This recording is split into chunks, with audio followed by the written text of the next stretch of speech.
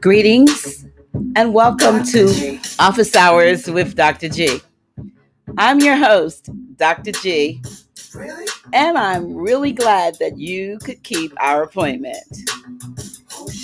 Tonight's guest is running a little bit late, but many of you follow him on his Reel Nagas YouTube channel. Any moment, I'm expecting Brother Kevin Barringer, aka Magus N-eye-N of Reel Nagas, to show up. But let me tell you a little bit about tonight's guest. Well, maybe I won't.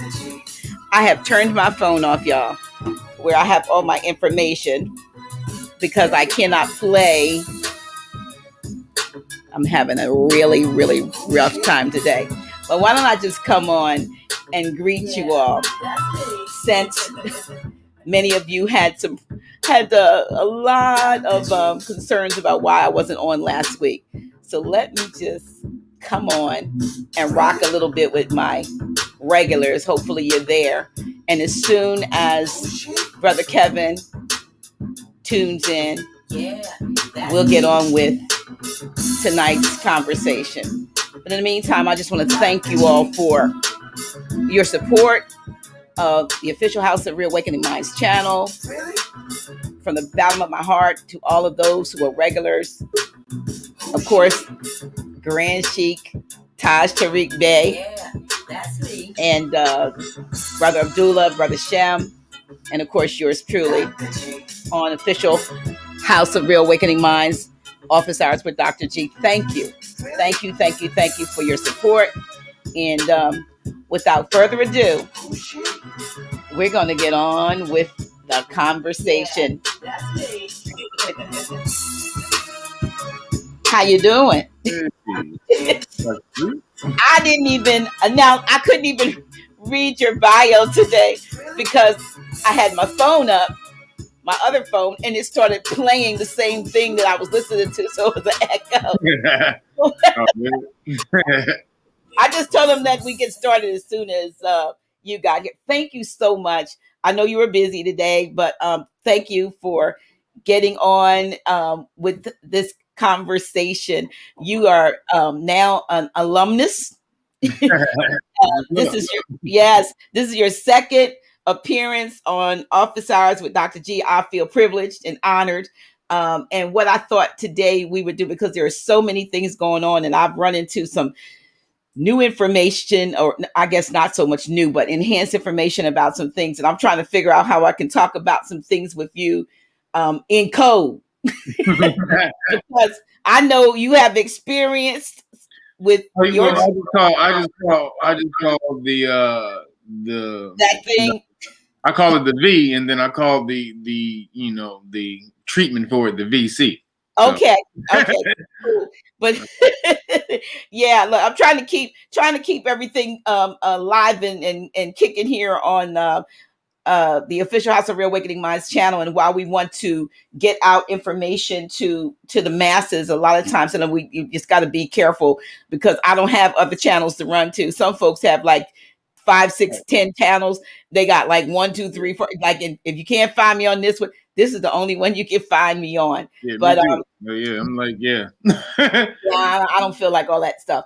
But listen, so I wanted to have a conversation with you because you have so many things going on and that you can share with us. Like I keep going back to the very first time I ever saw you, of course, was on I told you, Zowat. Zowat. And I realized, I said, that brother there, he knows some stuff. Everybody was talking, let me get it right. Everybody was sharing, but you seem to be the one that they kind of look to for the analysis of what, right. You were the one that appeared to have gone deeper in your studies with regard to the topic. And it was about the Moors. I think you did like 2 or 3 different segments on that. Oh yeah, we did. I think the first one we did was Moorish history for dummies. Yes. And that's kind of the one that blew up on the Moorish history. Right. Yeah, we did a few more after that, breaking down some Moorish information. But yeah, that was the big one, the Moorish history for dummies. So let's talk for those of you who are not, for those who may not be familiar with you. You're now from memory, because I didn't get to pull your bio up. You were in, like myself, you were in the church, and you grew up in the church, and you had questions that could not be answered, which sent you on a quest. Let me see if I remember that. Sent you on a quest, that when you asked the Most High, the universe, for, just give me the truth. Like, I know it's something, it's not what I got, and you were led to the book. Let me know. Yeah, let me know what's up. And I so how old were you when that happened? Oh man, like 20, maybe 20, 21.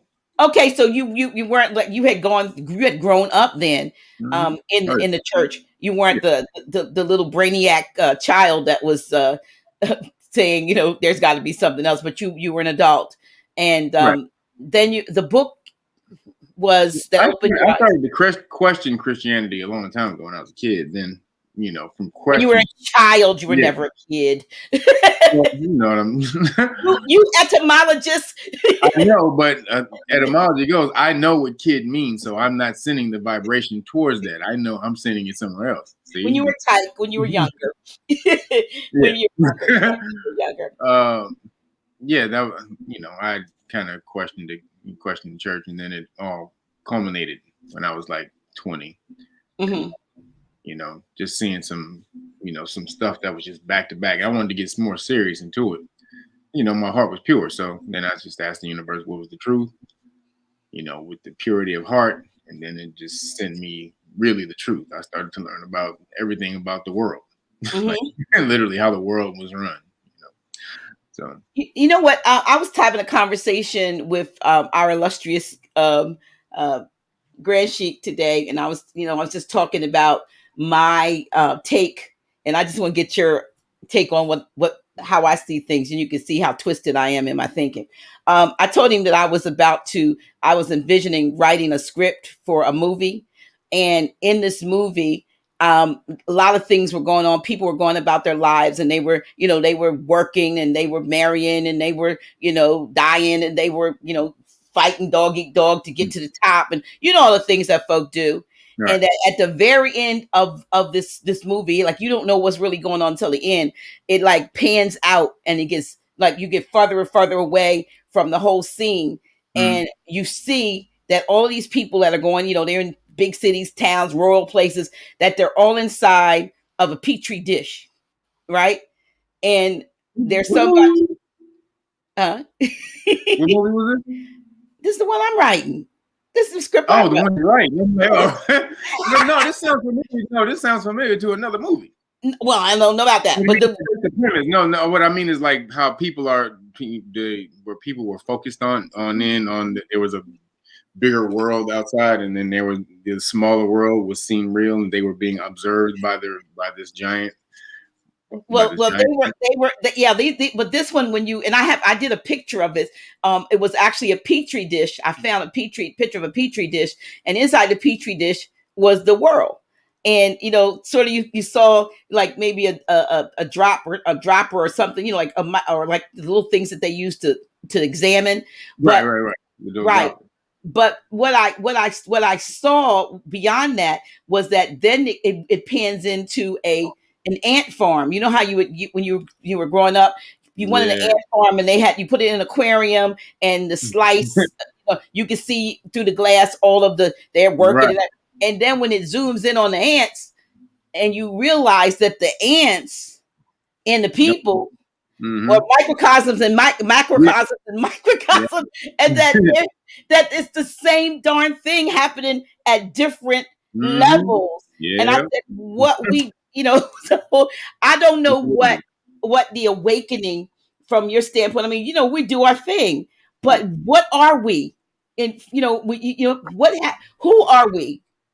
I know we're, and when I say this, I'm speaking from, I guess, a metaphysical, philosophical standpoint, because it makes you think, especially in light of all of the intel in the last, say since January. So what do we say? This is 16 months or so. What we've been going through, and how many revelations have come out about reality. You mean like since the pandemic, or since?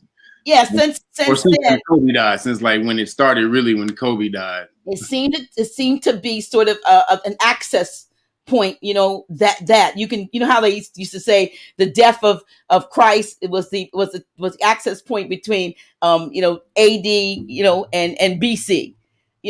So BC is before Christ, and Anno Domino was supposedly after his death. Right. So now that becomes an access point. So Kobe kind of becomes our Christ in a sense. Right. And symbolically, you're right. Symbolically, right? So Kobe becomes our Christ, and with the death of Christ came the revelation, or prior to the death of Christ came the knowledge that there was going to be something else more, because the age was going to end, and they were going to have to continue on in another age, right? People mistakenly called it the world. He didn't say it was going to be the end of the world. He said maybe it'll be the end of the world as you know it now, but it was definitely just the end of the age. So things happened afterwards, say AD. So now I guess we're in AK. I call it AC. Well, I'm just saying AK. Yeah, right. Yeah, I know you're going by the C, but I'm going by the K after Kobe. Right. Yeah. So, no, actually, no, you're right. It is after Kobe. It is BK and AK. It is before Kobe and after Kobe. Right. So on January 25th, we were in the BK. Right. Come January 26th, AK. Yep. We entered the after Kobe time, and so things are coming out. I didn't know exactly how this conversation with you was going to go, because we didn't talk about what we were going to talk about, which to me makes it even better, because I like to be just organic, extemporaneous in the approach of what the energy is coming in. Mm-hmm. So a lot of things have been revealed, and one of the things that like the prophet Grant Sheik and I were talking about, and I had to clarify, because I haven't read like, I'll say, all the oral statements and things like that of the prophet. But for instance, one thing I knew, there was something in there about the European or Albion, whichever way you want to describe them, that they were going to tell us the truth, that they were going to begin to tell us the truth. And then they've been telling us the truth. Well, yeah, they have. They have, but from a standpoint, this level of truth, what I'm thinking is the truth that we're in now, more so than the truth that has preceded AK. No, we were in a lot of truth before. Hey, I was in all of it. I've been in it for 20-something years. They've been telling the truth forever. But you know what the difference, I think, though, and you can correct me if I'm wrong, or just not necessarily correct me, but you can disagree, that the prior truths that we're being told, we're kind of being told from a, let's throw the karmic debt off and put it in movies, so that they think they're being entertained, but we're really kind of freeing ourselves. We kind of washing our hands, like it wasn't the pilot. I find no, I'm cleaning myself, I'm absolving myself of any kind of karmic debt retribution as a result of this. But what has happened since then is that they're feeling the heat. They're feeling it's almost like, it's funny, we're called the minorities, right? But we know that there's a minority of something. I don't know whether they humanoids or extraterrestrial. Look, I'm going to whatever these so-called people that they call them the 1%ers or the elites or whatever. That's the minority. Right. We have never been the minority, but we've accepted the tags, the brand of being the minority. And it seemed like, even though we are in the majority status when it talks about numbers, that the modern Europeans have enjoyed some level of what would you call it? I don't want to call it luxury, but they've gotten perks. I'm talking about the ones under the 1%. They've gotten perks that the masses have not gotten. It seems like now that we're in the AK, everybody's feeling the heat. So it's like they turned the heat up, all the frogs in the pot swimming around, and like, we cool, this is nice and warm, but now the heat has been turned up and everybody's feeling the heat. Everybody's trying to jump out, and while they're jumping, they singing, like they saying, I mean, I've seen some folks and they talked about, for instance, it was 3 of them, none of them were us, and they talked about how in the 90s, and I don't know if you were in the music world, but they were talking about when the flip when the change over from, I call it like the Sugar Hill Gang type, Kumo D type rap. There was a point where it was fun rap and banters that were very mild, and then at some point it went from that to what we now call gangster rap and so forth. It was 3 of them on a show that I just saw maybe a couple of weeks ago, and they were talking about how in 1990 or something, the top rappers were called to a meeting in the Hollywood Hills. Yeah, I heard about it. Yeah, and how they were told, you have to sign this NDA, and when they got there, they wouldn't. These were melanated rappers, and they were like, "We're not signing. We're not signing an NDA. We don't even know what this is about." And so they mostly all got up and left. And then whoever invited them, the record executives, came back and said, "Look, if you don't come back in and sign this NDA, you're not going to have a seat at the table because things are getting ready to change." So when they come back in, because they don't want to lose their status, and some of those folks, we see them on. I'm pretty sure they're on like NCISs and, well, I don't want to drop names. They got positions, right? But these rappers were told that the rap music. I noticed though, they weren't rappers. They were rapping. They were executives. But they were told that the music was going to change because of these higher ups who had invested in the private prison system, and they were going to use the game. They were going to use rap to fill the prisons. and the people, and the rest is his story, right? The rest is his story. I mean, it changed, and I used to say it back in the day, because when I was a preacher, one of the things I did for about 5 years was I was what you call I was a pastoral counselor, and I was also one of the pastors that was on the rostrum to go into the men's prison and preach. So once a month or so I would preach, but 3 times a week I was on the pods doing counseling with the brothers, right? Right. So, I remember telling them, because sometimes I would see fathers and sons both incarcerated, right? Yeah, and so I remember telling them, I said, you guys, I remember when the movie Baby Boy came out, and I preached a sermon called "You Just a Baby Boy." Oh, they bristled. They bristled until they got the word, and then they were sniveling at the altar. But the fact of the matter is, I said, you looking at these guys with these big gold chains and talking this stuff and all. I said, do you not know? Now you live behind bars. Yeah. You got, the prison was called at the one time Gander Hill. So we call it the Gander Hilton, checking in, checking out, checking in, checking out. So I said, you live behind bars. Yeah. But they were talking about 3 hots in a cot and stuff like that. And so I said, here you go, are living behind bars because you follow these clowns that are put up in front of you. Now, this was in early 2000, around 2000, 2001. I said, these clowns in front of you, they live behind bars too. It's called gated communities. They don't really live the life that you guys have accepted and are passing it down generationally. I mean, we got people like Michelle, I forget her name, that wrote, the New Jim Crow. Her book was Michelle Williams or something like that. I think it's something like that. Professor that wrote the book, talking about the New Jim Crow. But the problem is most of our folks don't open up a book to read. They wouldn't, we've been encouraged not to. It's been, get in the rap game or get in the sports game. You know what I mean? Like, my grandson is my youngest, my only grandson. I got a bunch of granddaughters, and the last grandson, I got great grandsons. My grandson though, my grandson is a phenomenal, at 10, he's going to go on 11, phenomenal basketball player, phenomenal football. He's the point guard. He's a quarterback on, and I put stuff up on, he's phenomenal.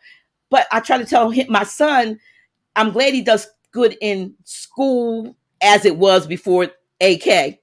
But right. yeah, because that's our access point now. But I said, you need to look at something else in addition, because I don't believe, and this is me, I don't believe I believe that era of the basketball, the sports, was used for something. I think it was used for something, and I don't think that they're going to use that and push that as much as they did before. That's why they let it kind of die like they did during this whole thing that we've been going through. And so all these children, even before this, the percentage of young men that would end up with a contract was so small. You know what I mean? They could be the best in your neighborhood or best in your school, Right. but they didn't necessarily. Well, What do you think in terms of the future based on what we've seen in the last 16 months? Oh, they just they have this one world plan that they're just pushing us to, and they're moving right along with it. That's all. I mean, it's going like clockwork, really. So, like Biden is. We'll call him Mr. B. Let's call him Mr. B. You can't look. Get the fear out your bones. You can't be ran by fear all the time. I'm just trying to hold on to my channel. I get it, but you can talk about Biden. Okay, I call him actually Biden. Yeah, he's the president. You can talk about him. Okay. So, but yeah, he's not really. He's the president in name, but we know that Kamala really is the president. Like, okay. Kamala, and she's. I mean, no one who's the head of America is the actual president. Yes, it's bankrupt. Huh? Isn't it bankrupt and defunct? Well, it's a corporation, so it's ran by. Man, it gets intricate, but it's ran by the Federal Reserve, and the Federal Reserve is ran by the Depository Trust Corporation in New York. First time I ever heard of that name. So can you tell us about the Depository Trust Corporation? Yeah, the Depository Trust Corporation. It's a clearinghouse. It's a bank for stocks and bonds. And okay. So it's in New York. So it's basically where all the stocks and bonds in America are held in the Depository Trust Corporation, or the Depository Trust Company. And so the Depository Trust Company is owned by, so that's the DTC, and it's owned by the DTCC, Depository Trust Clearinghouse. And that is owned by, that is owned by the several member banks that own the Federal Reserve. So basically, the people who own the Depository Trust Clearinghouse also own. So the Federal Reserve is owned by member banks, but those member banks are publicly traded. So it depends on who has the most stock in those companies. So the Depository Trust Company, whenever you buy stock or bonds, it's all deposited in the DTC. So what most people don't know is when you go public on the stock market, all of your stocks are taken up, are owned, or the title is transferred to the exchange that you go on. So say like the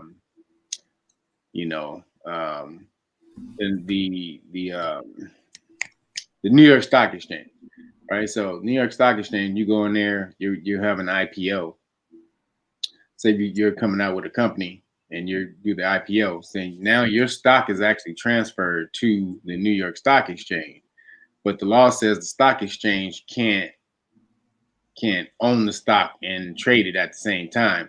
So they designate a preliminary owner, third-party owner, which is called Seed and Company, or CD and Company, SEDE and Company. And so this company solely owns basically all the stocks that come to the New York Stock Exchange. They inadvertently, Seed and Company inadvertently owns all the stock on the stock exchange. But Seed and Company is owned by the DTC, the Depository Trust Depository Trust Company Clearinghouse. So basically, all of your stocks are owned by the DTCC. They're all every company, every publicly traded company in America is owned by the Depository Trust Clearinghouse. Depository Trust Company Clearinghouse. So even though you think you own the stock, you can you have something what's called it's I forgot the exact name of it. It's like you're supposed to own the stock, but you don't really own the stock. I forgot the name of it, but you own the stock just in name, so you can trade it and do everything with it. But the actual title to the stock, like if you actually wanted to go get all your stock back, you couldn't get it back. It's owned by this company called Seed and Company.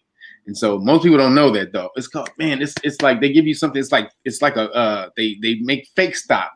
They make like a copy of the stock and put that on the stock exchange, and that's what you're trading is the copy stock. You're not trading the actual stock.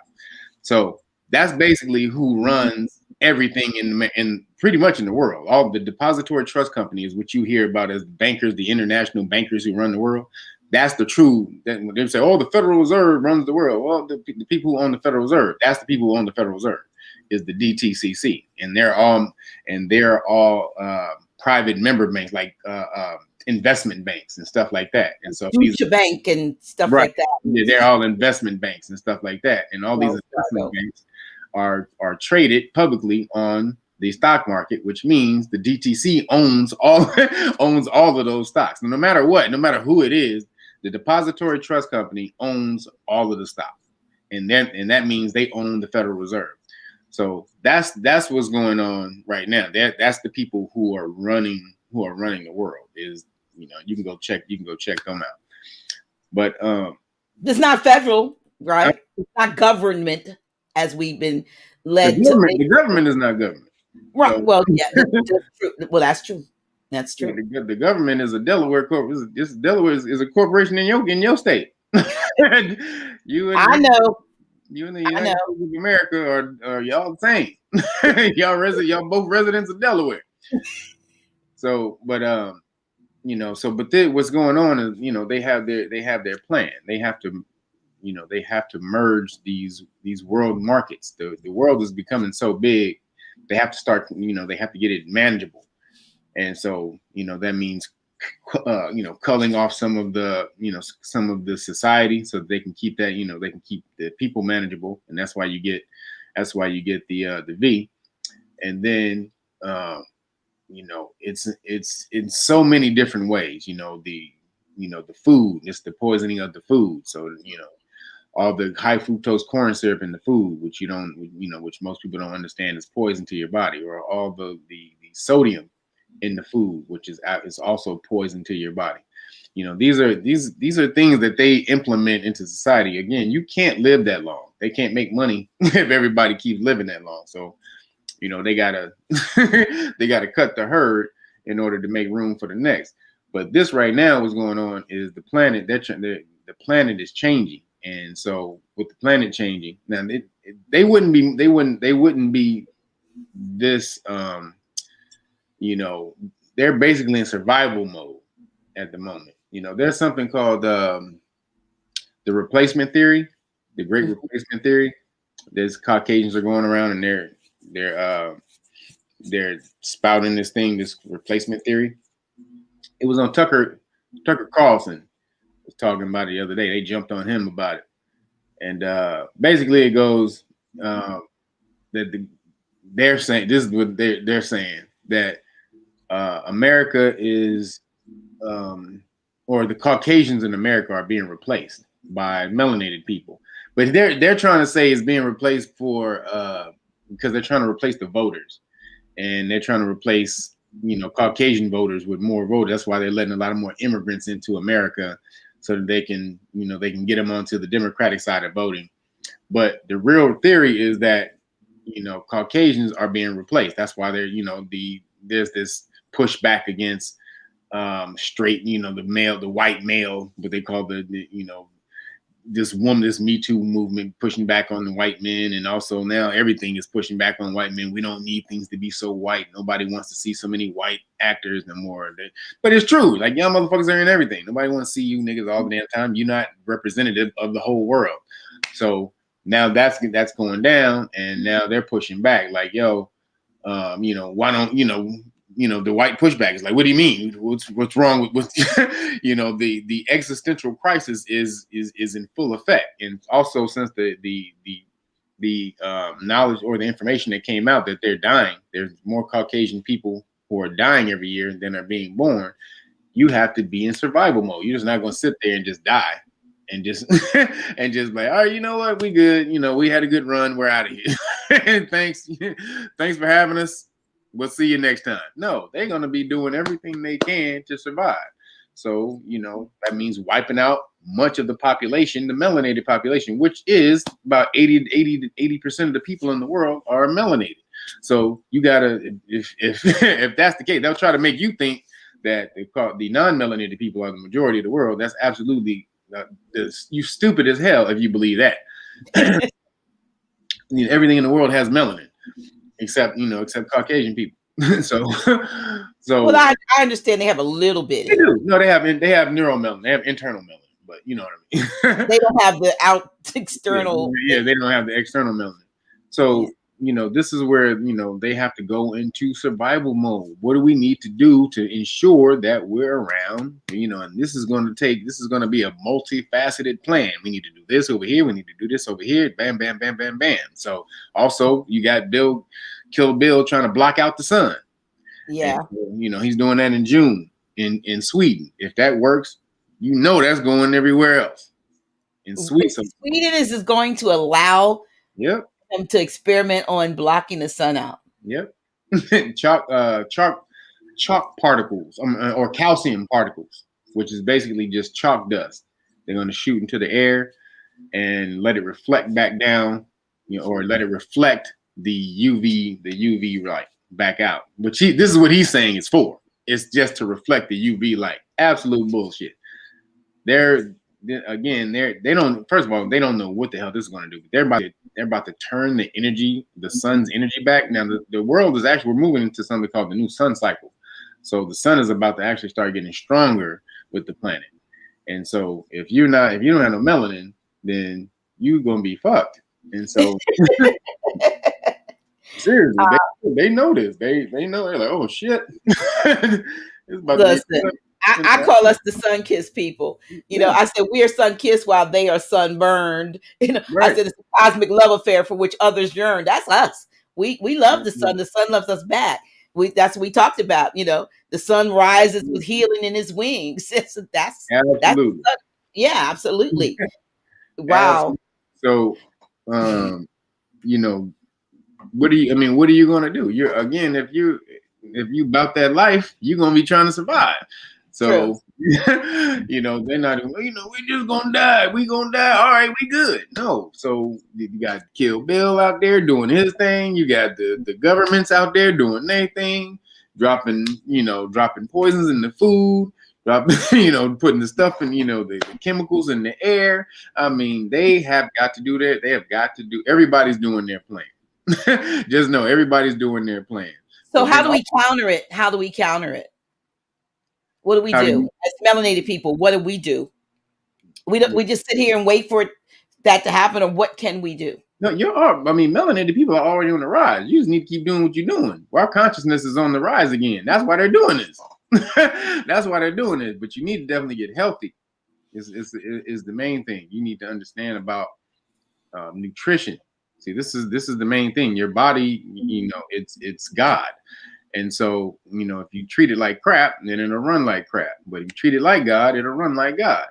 So, you need to figure out, how your body runs, things that it needs to empower it. The melanin, what your melanin needs. Most people, I sell the great book of melanin research, and in there they talk about how your melanin needs to be hydrated all the time. So when they're doing their melanin experiments, their melanin has to be at a certain hydration point in order for it to work, and then when they're doing these experiments, when it's converting sound to, sound to energy, and and light to energy, and all of these different experiments, and colors to energy and stuff like that. It's insane what melanin can do.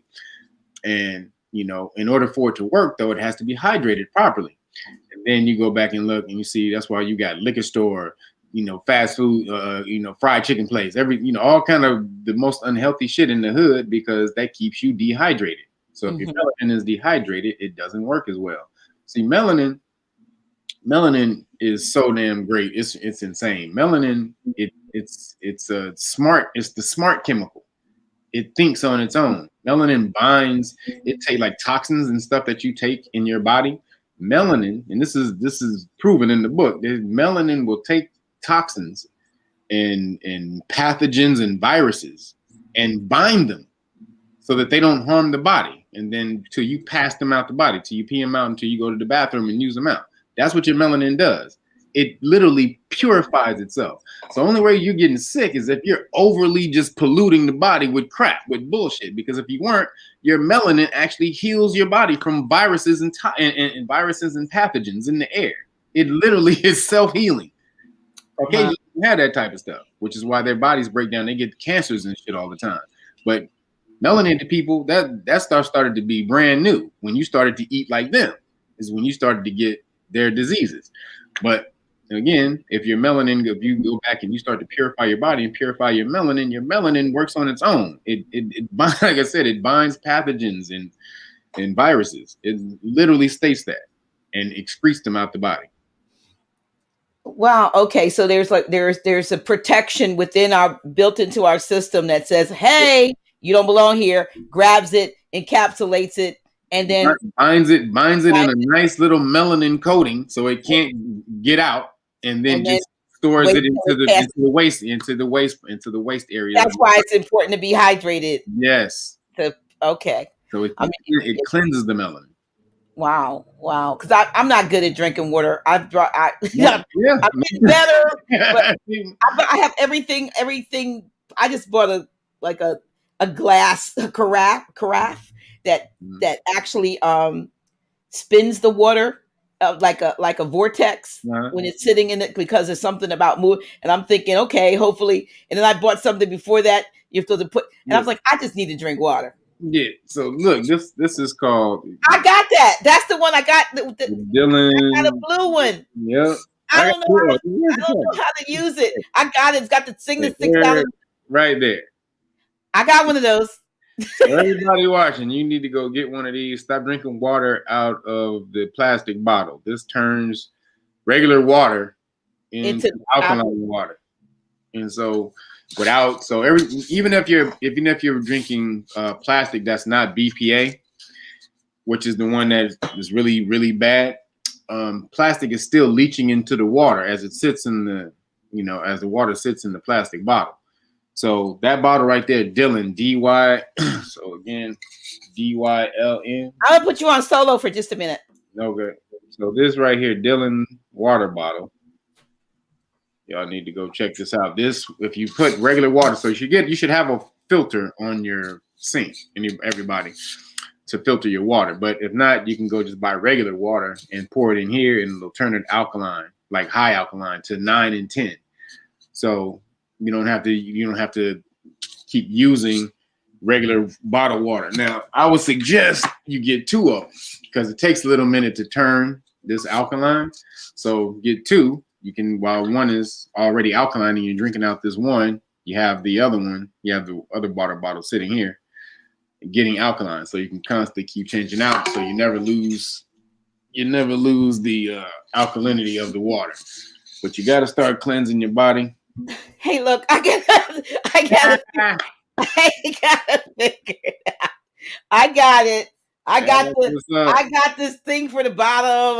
There you go. You got the drinking thing and everything. Yeah, there you go. I gotta look. What is it? Stuff. Yeah, you got it. You haven't used it yet? No, you see me. I got this. So look, that little filter thing. You just gotta clean the little filter thing. That's all. That right there. You gotta rinse it out. rinse it off for 20 seconds under some warm water and leave it sitting in warm water for 20 minutes. Do that again, leave it sitting in there for 20 minutes and let it dry for about 6 to 8 hours. I'm so glad you started talking about that, because I've been sitting there with this for about 2 weeks. I'm trying to do water, but no, you do. No, you're trying. That we don't use the word try. No, I'm going to drink. I'm going to not. There you go. You or do not. There is. And we are not getting paid by Dylan. No, I ain't getting paid by Dylan at all. I don't get paid by anything I promote. Like I promote a whole lot of stuff. I don't get paid by none of it. And you're like me. If I like something, if it works for me, then I tell people about it. You know what I mean? It's just like that, you know. Mm-hmm. But from a standpoint of health is important. I believe, even for while we're going through this VC, whatever you want to call it, to keep one's immune system, you know, at where you know. Right, and that's going to be with your body. Your immune system works with the alkalinity in your body. So your body's low alkalinity, an acidic body, any virus or disease can flourish in an acidic environment. You know, actually, cancers. That's what they found that feeds cancer is an acidic body. So, like the guy who won the Nobel Prize for the discovery of cancer, what caused cancer, was named Otto Warburg. Dr. Otto Warburg. He discovered what causes cancer. This is like early 1900s. So he won a Nobel Prize for that. But then he also simultaneously wrote the book of what cures it. Nobody put that out though. That didn't become famous at all. But it's a book on how to eat healthy. He basically just said eat alkaline. And he said you can do away with cancers if cancer survive in an acidic environment, then eat alkaline. That kills, that dies down or takes down the acidic environment in the body. And cancers and viruses can't flourish in an alkaline or oxygenated environment, which is why it's also important for you to work out and get, and oxygenate your blood. That also helps. So what most people don't know, you have cancerous cells in your body all the time, every day. Right. It's that your immune system takes them out. And if your body gets to a certain point where it's over acidic, then your body won't start taking those cancer cells out. They'll start to reproduce, and then that's when you get tumors and all the rest of that stuff. So you got to keep your body, at a certain, the perfect alkalinity is 73.65. But I say drink alkaline, because your body, every time you breathe in, you're breathing in toxic chemicals and all kind of stuff from the outside. So your body's always taking these toxins in. So I would say, every time you drink, you should drink alkaline water, because your body's already going back to soup. Even in your house, you got volatile organic chemical compounds. And so, and that's VOCs, and they'll tell you that the air quality in your house is actually worse than anything outside, because, books and couches and all that, all of these things are shedding particles at a certain time. You're breathing that stuff in. And so if you don't have a air purifier, or if you're not working out to oxygenate your blood, all of these chemicals are toxifying your blood over and over and over. And so if you don't cleanse it out, then what's happening? So you're contributing to the acidic environment without just by sitting there and breathing. You don't even know that. I was looking today, it doesn't mean it wasn't, but how the sun comes in through the door and makes like a path of light. And my dog was rolling around on the on the rug right there in front of me. I have like one of those throw rugs under the table, and all of a sudden the light that was beaming in from outside, the sunlight, I could see all this stuff, and I was like, "Oh my goodness!" And it was all in the light, and I could see little hairs, I could see little small, I could see it all. It looked like it was all glistening, but if the light were not shining in, I wouldn't have seen it, but it was still there. No. And I do have a purifier, but it was a lot of stuff. It shocked me to see that, because the light, they'll shed the light. Stuff floating around in the air. You can you like, what the hell? I was about to put a mask on. It's crazy when the sunlight shines in your house at a certain angle. It hits all the particles floating around in your. It was scary. You'll see, damn, I'm breathing all of that in. Yeah. That's what Yep, you sure are. So, yeah. but your body is amazing. It's constantly cleansing itself. So, but if you don't help it out, then it gets, if just like any filter will get over polluted. You gotta Rinse it out. filter, rinse it out, or put a new filter in. So that's what's happening to your body. Your melanin is also a filter. Your liver is a filter. So, but these things can get over polluted, and that's why you got to drink that water. You are also a personal trainer, are you not? Or yeah, well, I was. Now I've got so many students now, law students and stuff. Now that's like secondary. Third. law. Okay, so you're talking about health. So a lot of folks are interested in law. I heard someone saying that law dealt with land, air, and water. Do you? Oh. Well, no, actually, I heard somebody hit me up. I've been meaning to contact. There's some people called Land, Air, Water Bureau, and they're they have a law. They have a little law group. They hit me up. That was the first time I'd heard that Land, Air, Water Bureau. But it's a great little acronym because the laws are land, air, water. The laws are of the land, air, and water. I heard a Canadian guy talking about that. That's where I got it from, and he's one that's been fighting up in in Canada, Ontario, and it was the interesting thing that, and how you fall asleep on something, you wake up just at the point and you hear something like, oh, so I rolled it back and just to hear what he was talking about because it piqued my interest.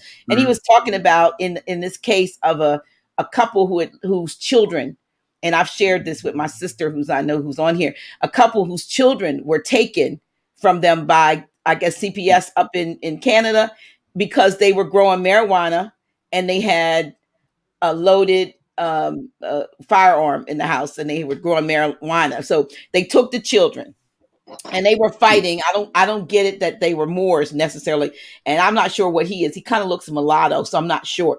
But he said that they were fighting and the husband kept going in on the premise that he was using that Freeman argument, about the Freeman. Yeah. Every time he went in, declaring his status as a Freeman, they just tossed the case out. Well, there was a guy who used to be a lawyer who no longer, who left the bar in the United States or whatever we want to call it. And he heard about it. He says, first person, he was being interviewed. He said, if somebody has lost their children, give me a call and I'll get your children back.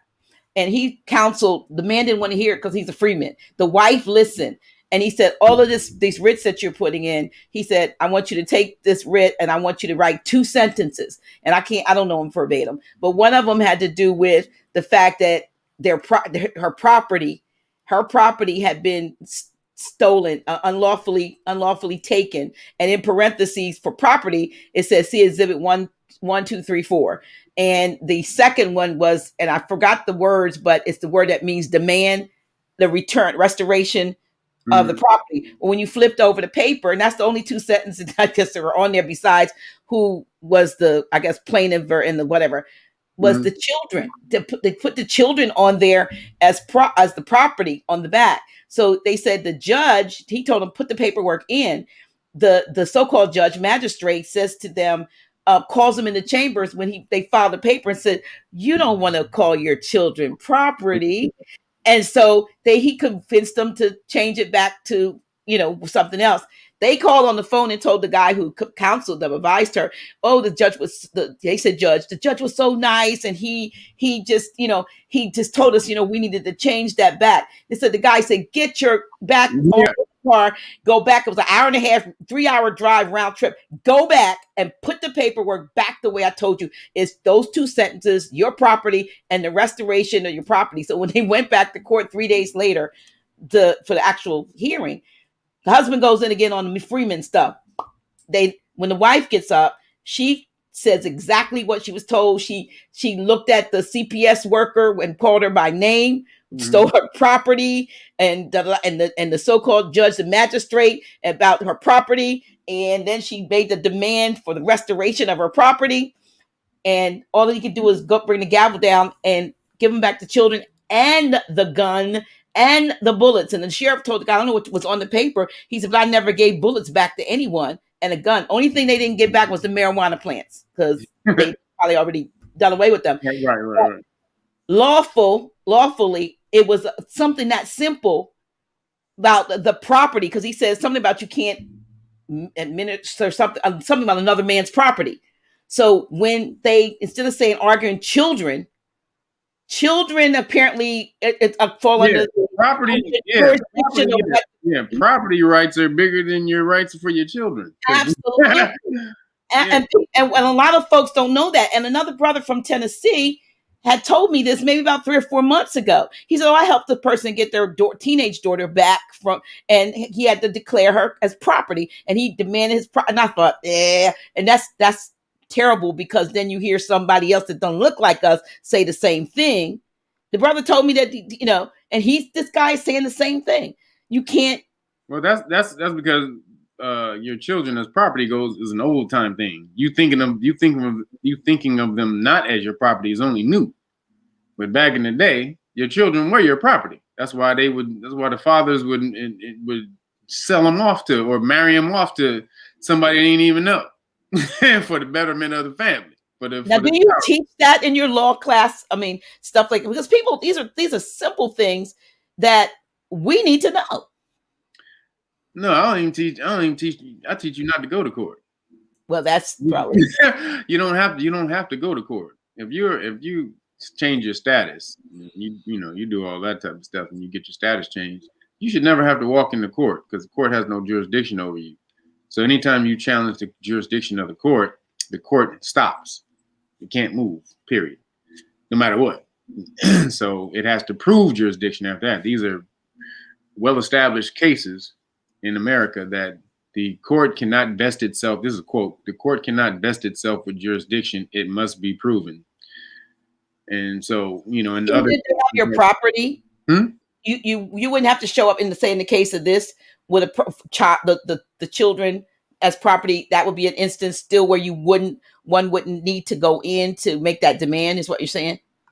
No, you don't go into court. So again, I'm talking about if you change we're talking two different things. If you change your status. Okay. Now, if you change your status, you wouldn't have to deal with the court. That's a whole different thing, because the court is a corporation.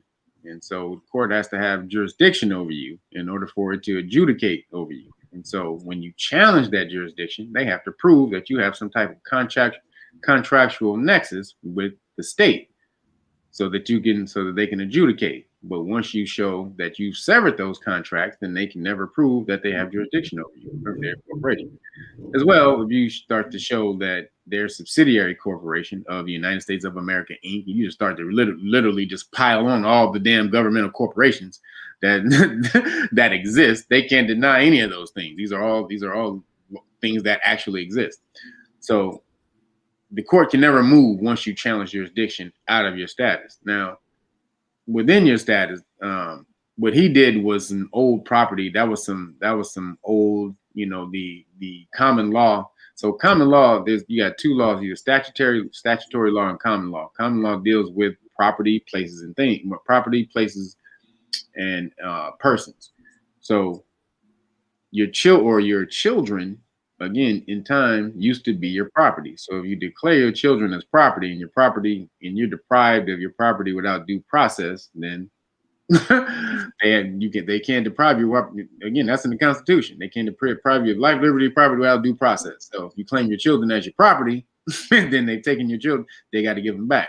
So this is these are little tricks that you would use. But again, I don't teach people to go to court. I teach you don't ever deal with the court. The court, if you go to court, that's enemy going behind enemy lines. You never walk behind enemy lines. You would never do that. Like, especially if you're at battle with somebody, you know what? Let me come talk to you over there while you shooting at me. Hold on, stop shooting. Hey dog, stop shooting at me. I'm about to come talk to your boss. No, you gonna do it by yourself. What you gonna tell him when you get over there? You know what, man? You know what? You can't do this to me, man. You know what? You cannot do this to me. Wait a minute. Did you come in by yourself? Did you just walk there by yourself? Nobody with you? Oh, okay. Hey, nigga, take this nigga back to grab this nigga, put him in the back, please. That's what's gonna happen. So you use the law to talk for you. Oh, your word should always precede you before you. I mean, going to court should be because they kidnapped you. The only time you should be in court is because they kidnapped you. and you're explaining to the court at that point how they still don't have jurisdiction. That's the only time you should ever be in court. Otherwise, your paperwork precedes you, and as if you're saying if as a status, this is just dealing with status change. If when you change your status, you're saying the court doesn't have jurisdiction. If they issue an order for you to come to court and you go, then who do they have jurisdiction? If you tell me I can't make you do something, and then I tell you to do something and you do it, what does that mean? So they need to get in touch with you and come to your classes, right? Or in touch with anybody who's doing some status change. It's getting that status back is the most important thing. Or getting out of jurisdiction. And you can challenge that in a myriad of ways. The Moors are doing it. But again, the way I do it is different. I deal with them as they are. I deal with them as a corporation. They are the Delaware Corporation 219-3946. That is who they are. And you got to deal with them like that. Like you're dealing with FedEx or McDonald's or or Target or something like that. And if you deal with them as a government, you're fucking up. They're not a government. Right. They're a corporation. There's hundreds of corporations, actually, Delaware corporations that are government corporations, supposed government corporations. So if you don't know that's who you're dealing with, you're gonna always be fucked trying to deal with a governmental agency, because you're gonna be dealing with them, in that capacity as far as what those procedures are. And those will never win. They may acknowledge you sometimes, they may not acknowledge you. They do that for the the perception of the game. But go at them like a corporation and say, guys, where's our contract? And then see what they do. They don't have one. They have to have a contract in order to interact with you. So that's basically where we have to get to in order to subvert what's getting ready to come down, because they're separating the classes. That's why they wiped out the middle class. And it's only going to be these rich people and these poor people. This doctor, this girl was on TikTok. She was interviewing her, not a doctor, a CIA agent. Her father was an ex-CIA agent. And she was interviewing him, asking him certain questions that she knew he wouldn't be able to answer, like high levels, top secret questions. Dad, what is this? He's like, I can't answer that. And then he asked me, come on now. And so, but then she said, all right, Dad, when is World War III? When is World War III going to happen? Are we going to have a World War III? And then he says, no, we're not going to have a World War III. World War III is actually going to be a war between the classes, the rich and the poor. They're setting it up right now. He says that's why they're removing the middle class. I was like, whoa, see, he broke it down. This is CIA. I knew this before he said it, but it's ill to see this CIA agent breaking that down. Like, there's not going to be no, y'all looking for some bombs and shit blowing. Nah, this is a war. They're separating, creating richer, poor, poor, poor. This is what you think the shutdown in the world is going to do. It's literally widening the gap between rich people and poor people, especially if you weren't mashing out during this last year, trying to tweak and hustle and change what you do to try to keep up. You're going to be messed up. I mean, we have not seen the repercussions of a whole time, a world shutdown for a year. Like, we haven't seen it. It's going to get real bad. And, again, this is the plan, though. The rich are going to get richer, the poor are going to get poor, and you're going to, the poor people will have no resources but to rely on the government. That's they want. Come to daddy. Come to daddy. That's why it's called patriotism. Pater means father. So yeah, come on to daddy. And this is the main plan. Wow, that's frightening to an extent when you think about the masses. But fortunately, and I'm gonna say for myself, I'm very entrepreneurial. You know what I mean? I'm just not. Yeah, you've been mashing out. You've been telling me what you've been doing. You've been getting your mash on. let's look at this. I'm gonna point this at. This is a coin. Man, look at that. That is a silver coin. Wow. You see how that's like full silver. This is full silver. This is 10 ounces, almost a pound. Half silver. This is a little over half a pound. But no, you got to do what you got to do. That's right. That's right. Look at you, girl. You got. Don't be showing your money on TV. Don't leave me alone, right? Because I got protection. That's right. You get the blicky. Yeah, I'm just saying, people are, and even, you were talking about some stuff like I'm into holistic, energetic things, because there are breakthroughs that have been around for quite some time that have been withheld from the masses, and we wonder how some of these folks, besides the stuff that starts with an A and ends with an E, how they stay young and youthful and different things. I mean, they've had things that they've kept, secret, med beds and other things that they could regenerate, and energetic, things that like I use energy work. And so I do energy work. I've been doing it, we've been doing Reiki, but they got technology that's like Tesla and Royal Rife. Yeah. So we're getting this stuff in our hands. It still can't beat your melanin. Well, that's true. Probably true. What they got. But I'm just saying, from a standpoint of some things that they're going to go get more into, while, like you said, it's the haves and the have-nots. And the have-nots won't have access to those very things. And like you said, will be dependent upon the government. So we're going to govern your mental, and as a result... See, I'm always thinking, I told Taj, I said, Grand Sheik, I said, listen, I said, they never showed us the backstory. I'm going to write the backstory to the zombie movies. To the what movies? To the zombie movies that we've already seen. So the backstory to the zombie movies is that there was a P, and they took the V and they turned into Z's. The Z.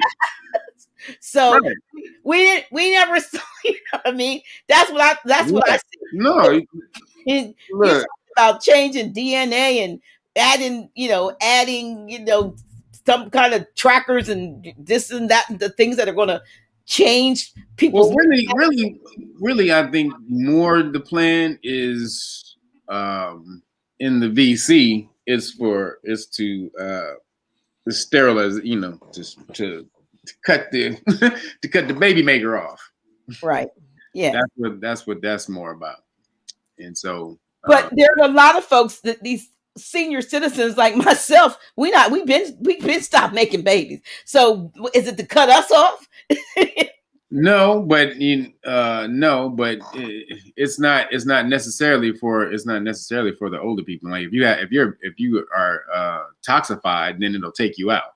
It's meant to take out people who are toxified. That's the first thing, but also the longer repercussions of it is the sterilization. So that's why they don't show you the 5-year, 10-year studies. That's why they haven't you haven't seen any of that, because and when you do those short-term, medium-term, long-term studies, it shows you what happens with that. They don't want nobody seeing that. So yeah, just take it. Shut up. You're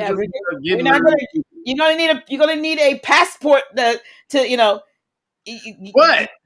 what man, I'm telling you, these Republicans is fighting back with that shit, because the Republicans ain't with this. They're not with the one world shit, because the one world order takes away their white privilege. So if they merge into the one world order, they don't get to be white supremacists no more. So they're fully against it. The nationalists, the Caucasian nationalists, they're fully against this shit. So they'll push back all day against they'll tell you, that's why I'm telling you right now, this is a crazy thing. It's the craziest thing to say. But Fox News is actually the one that is telling the truth right now. Seriously. It's crazy. Fox News, man. If you watch Fox News, they are the ones who are breaking down the real shit. They really are. It's you know what? There's Albion who's a tarot card reader. Her name is Janine, Janine. It's Tarot, Tarot by Janine on YouTube. This woman is a reader, right? But she's also one of those ones that is down with 107 and Savin and all the patriots that are spilling the beans, talking about Fox and different ones and talking about Jassera to Sarah and all that, breaking down the fact that they are saying that that interview that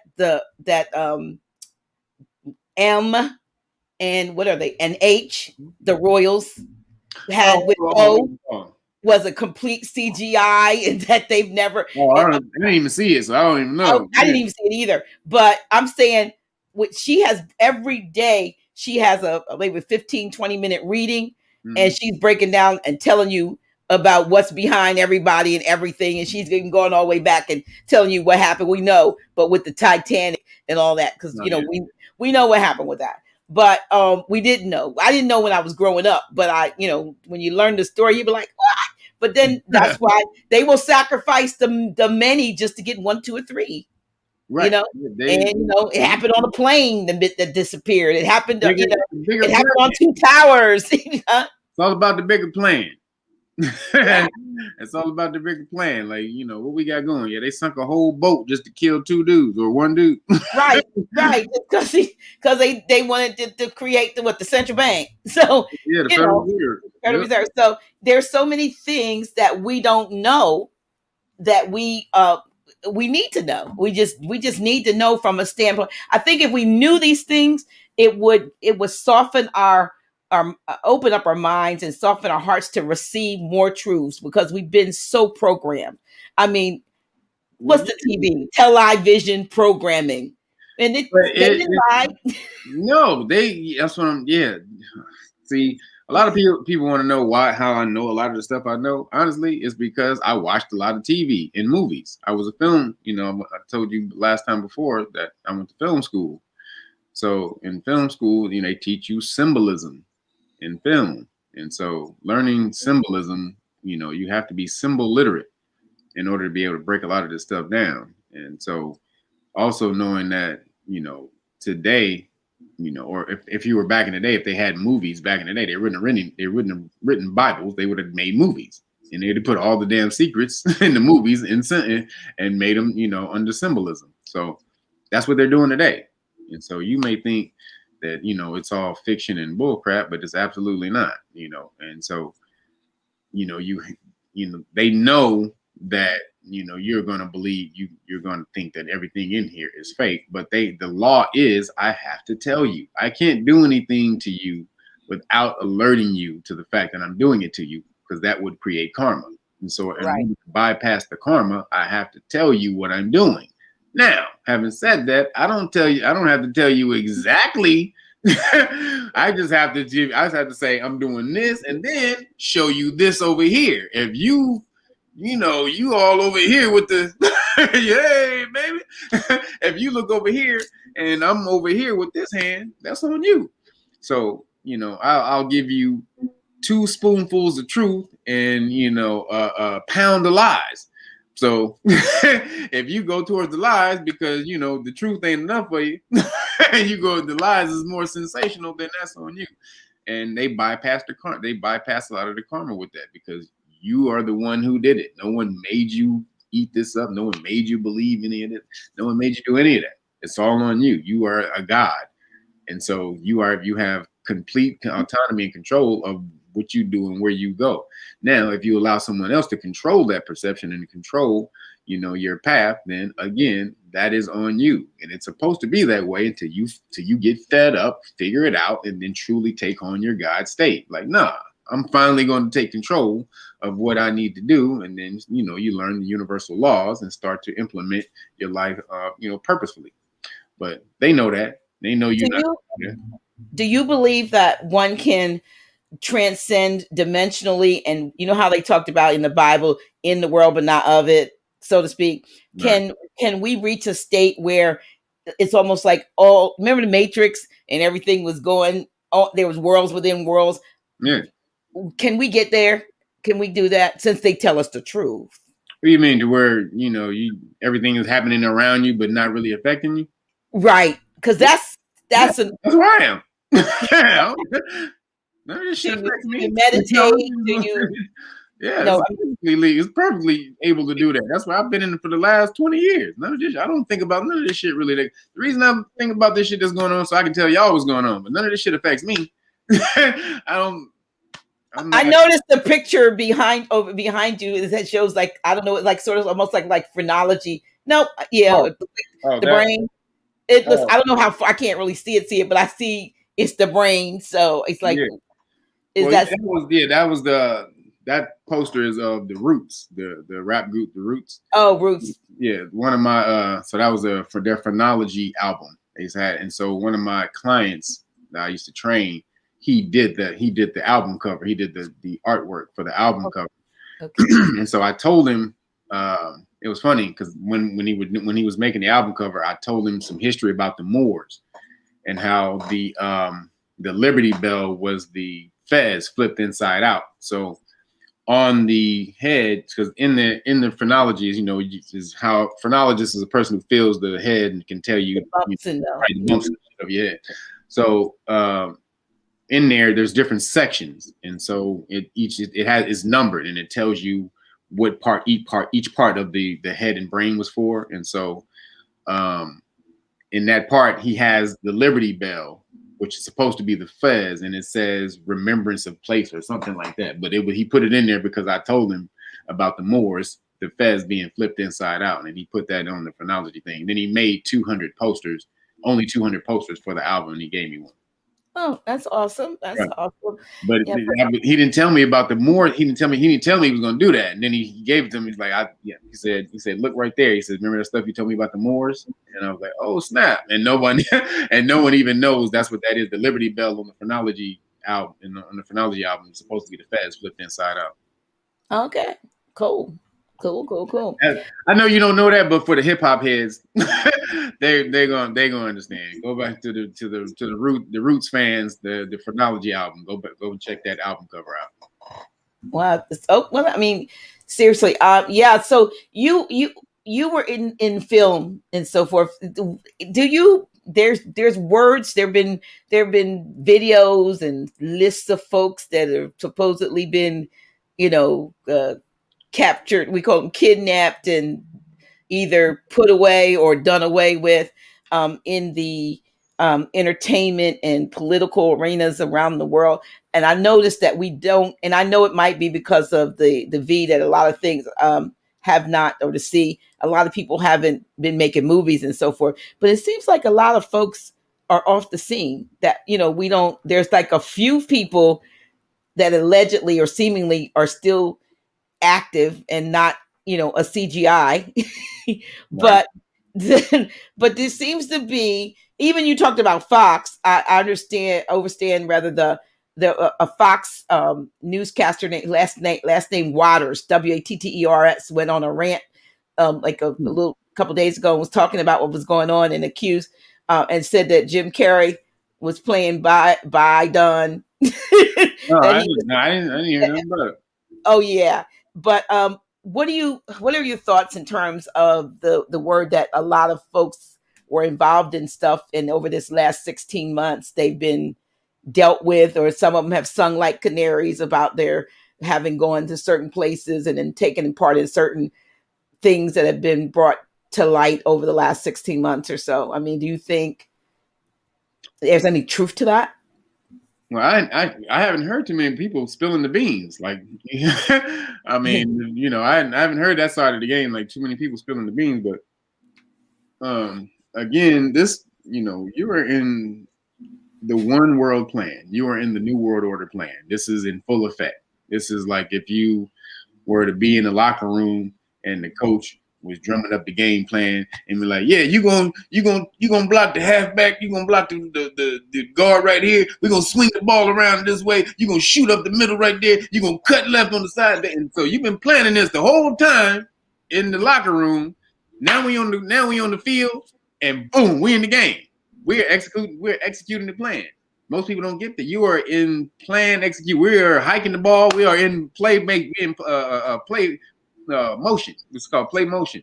So right now, if you're not doing what you need to do to survive when this play ends, you need to be scrambling around, covering who you need to cover, or getting open, or whatever the hell you need to be doing because we are in the plan. The one world plan is going down. They will be merging one world governments or world governments into this one world thing. Now, China is a major part of what's getting ready to go down. China has Plan 2049.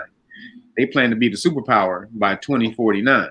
And so they have all of their stuff they have going. So you got this one world plan going on. China is kind of usurping a lot of countries on the back end. Most people don't know. They're going into all these countries and buying up land and property and all this type of stuff just on the low.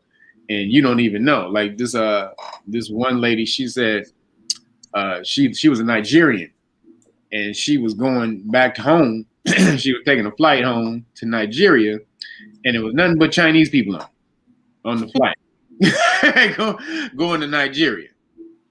Wow. So they bought up Africa, and they bought up a lot of, and they quiet as kept, they bought up a lot of America. They take these field trips, these giant field trips with about 20 or 30 of them. They come over here, stay in these hotels, and they take buses. They go on big giant travel buses, and they go around to these neighborhoods and look at property and write the property down, get the information, and they go back and they buy these properties. So a lot of these properties, like in Detroit and in Michigan, and these little neighborhoods that you would never think, they're all owned by Chinese people. Yeah. And so, they're the ones who are taking over at the moment. And Chinese people are the perfect people to show a plan and how to execute a plan. they are major planners and executors of plans. Like one of the things that they're doing is they see how the men in America are being emasculated. And they're trying to effeminate the men. Just with the skinny jeans and the and the alphabet community and all the rest of the stuff that they try to put down. So, it's taking away the masculinity of men because they know they're trying to move you into a new governmental system, and a docile male population, it won't revolt. If you got a docile male population, when you're trying to make change, that the change will happen because usually the men are the ones who revolt in society. And so, they make you docile. They can move you anywhere. So the Asian, Chinese people, they see that America is making their men more feminine. So in China, they have a program to make their men more masculine. Wow. Men to masculine programs in China. This is about to go down. So who knows whatever they're teaching them, but if you got one team over here being more masculine and the other team over here is, what's going to happen eventually when it constantly keeps playing out. I'm going to put you on solo again because I need to grab something based on what you said. Keep talking. Keep talking. Keep talking just for a minute. I need to grab something. Finish with my. Keep talking. Talking about what? Talking about masculinity. You are hilarious. So yeah, China is the big bad wolf, and that's why you see America kind of bowing to them. Like all the corporations in America are bowing to China. You can't I'll give you an example. Like Disney will take out things in their movies because they have to release them in China. So if it's not favorable to China, like I'll give you an example, Star Wars. The black guy in Star Wars, Finn. And so I think his name is John Boyega.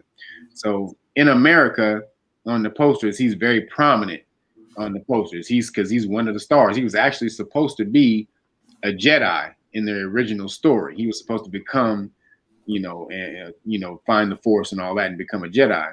But then when they released the movie in China, because China don't like black people or melanated people, they took him out and took his part and reduced his role in the movie and made him. I think they actually tried to make his role gay. They tried to make him. Yeah, they tried to make him gay with the other lead, the other pilot.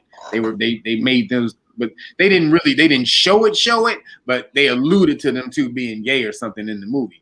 But he wasn't supposed to do that. The black dude, the brother, was actually supposed to get with the lead girl in the movie. That's how it was actually written. He was the brother was supposed to get with the lead girl. He was supposed to become a Jedi and all that. But China don't like black people. So the poster that they had, the brother was in the front of the poster. And, you know, with the rest of everybody else, he was prominent. When they sent the poster to China, they took the brother out and put him all the way in the back, made him like this big. you could barely see him in the China poster. He like all the way in the back, and they made the poster blend in with his skin because he melanated. So they made the back of the poster like kind of really bluish, so his skin blends in with the blue, and so you can barely make him out in China. They don't want no Chinese people seeing niggas over there and nothing. I wanted to grab this because you were talking about, you know, emasculating the men and so forth. And I just purchased this book that just came out 2021, which this book is by Supernova Sloan. He is Shlom, I guess I say it right. He is the son of Queen Afua. Okay. So he and his mother wrote this book that just came out in maybe this month or last month, called Man Heal Thyself. And I'm always pushing something. I've looked through it because I believe it even what I've seen through it. If you are a man or if you're a woman who has men in your life that you appreciate and want to help them get better, this book is like I said, he and his mother co-wrote it, but he is in his this is an excellent book because we got to save y'all because us sisters got to get together and we got to make sure that our men are our men, you know what I mean? And this I highly recommend this. I mean, I think because of course she's done her, she has Heal Thyself and Sacred Woman, and I do have a Sacred Woman. I'm probably gonna offer that. I may give one of these away. Not tonight though. But I really was thinking in terms of this because you were talking about the agenda. You know what I mean? There is an agenda to, and this is a very relevant, and it's just a new book. And y'all better see what this agenda. I'm telling you, Kamala is going to be the president in probably the next 2 years. I think it's going to be sooner than that. I don't think he's going to last that long. I think he has some things. I think it's been what 100 some days already. So some say it's not even him. So well, again, the administration is called the Biden-Harris administration, where there's no president has ever named his administration after his vice president before in history. Absolutely. Which means when you say it's the Biden-Harris administration, that means she's picking some of the people in the administration. Okay? So that's what it means. She's picking a lot of the people in the administration. So, but it's all really Obama's plan that they're implementing. He's probably in the background still. He said that's what he said. His third term would be him in the background with somebody else doing his bidding, and he'd be like a puppet master. Yeah. He said this in an interview. So that's basically he's already the president. It's just his third term. So, but the moving everybody to the far left of everything is how you're going to get them to move to that one world order, because the far left is all inclusive. We need to love everyone, and we're a part of the world, and all of that type. So that mentality is what they need in order to move everybody into the one world order. This is why they're letting immigrants in, giving immigrants $15,000. Illegal immigrants. They're giving illegal immigrants $15,600. Every illegal immigrant that they let in. Really? Yeah. Y'all didn't know that? Go watch Fox. Fox will tell you. Fox is kind of more to the right. Fox is absolutely right. But what you can always know when you're watching the news, the people who lose the election are usually the people who tell the truth. Because I'll be honest, I don't think they lost. I think it was stolen. So I'm just gonna say what I say. But yeah, I really do. Wait, what'd you say? I said I don't think they lost. I think it was stolen. Oh, well, absolutely. We're not going to argue about that, but yeah. Well, yeah. no, it was. Well, Trump ruined their plans for 4 years. I know he did. So they had to get him out of there. The one world order was in full effect. They was mashing, and then Trump got in there and said, "Skirt." I know. He was like, "Halt!" And he messed their plans up for a good 4 years, and which is why Biden jumped in there and just started. He hit the ground running. Executive order, executive order, executive order, executive order, executive order, I mean, he just started cranking them out. Basically, I was told he was signing blank pieces of paper. I heard that. No, he wasn't doing that. I don't know. I don't know. No. I have to listen to because if he did do that, then Trump's policies, Trump wasn't signing blank pieces of paper. Trump was signing real documents. So if that was the case, then they wouldn't be able to undo the stuff that Trump did, and they undoing it. So if it had to be, he was signing some paper. So and Trump he undid everything Obama did. Biden gets back in there. He redoes everything that Biden did. So and Biden was. I mean, Obama was. Obama did, huh? But he was like the worst. We thought they lied. That was the biggest get over of melanated people in the world, and then they had a nerve to give him 2 terms. To Obama? Oh yeah. Yes, I call him abomination. Oh yeah, yeah. That's what a lot of people call him. They knew the smooth talking brother, you was gonna fall for him. Name Hussein? Oh, they knew you was gonna fall for that. But he had to be there to bring the other Muslim countries into the one world order, because no Muslim country was gonna come into the one world order with a Caucasian running the ship. So they had to let a melanated brother in there for a second with the name Hussein, so that he can help bring in the melanated countries, which he did. He got Iran in there. And then what happened when Trump got in there? He's like, fuck this Iran deal. Let's rip this shit up. That was the first thing he did. It was rip up the Iran deal. So, well, like I said, there was a lot of stuff that happened under his watch that was really, really, really it was negative and to people, melanated people around the world. I mean, you got Benghazi, you got Libya, you got all those things. And they vilified people that were helping us. And we cheered it on. Yo, yeah, they got Gaddafi. They got. Yes, Gaddafi was about to start this new doubt, the African dollar. Yeah, I'm like, backed by gold. That was about to destabilize the American dollar. They couldn't have that shit. They was like, we get ready to tell y'all that he ain't no good, and y'all get mad to believe that he's a terrorist. We, the terrorists, are gonna tell you. Yeah, takes one to know one. Right.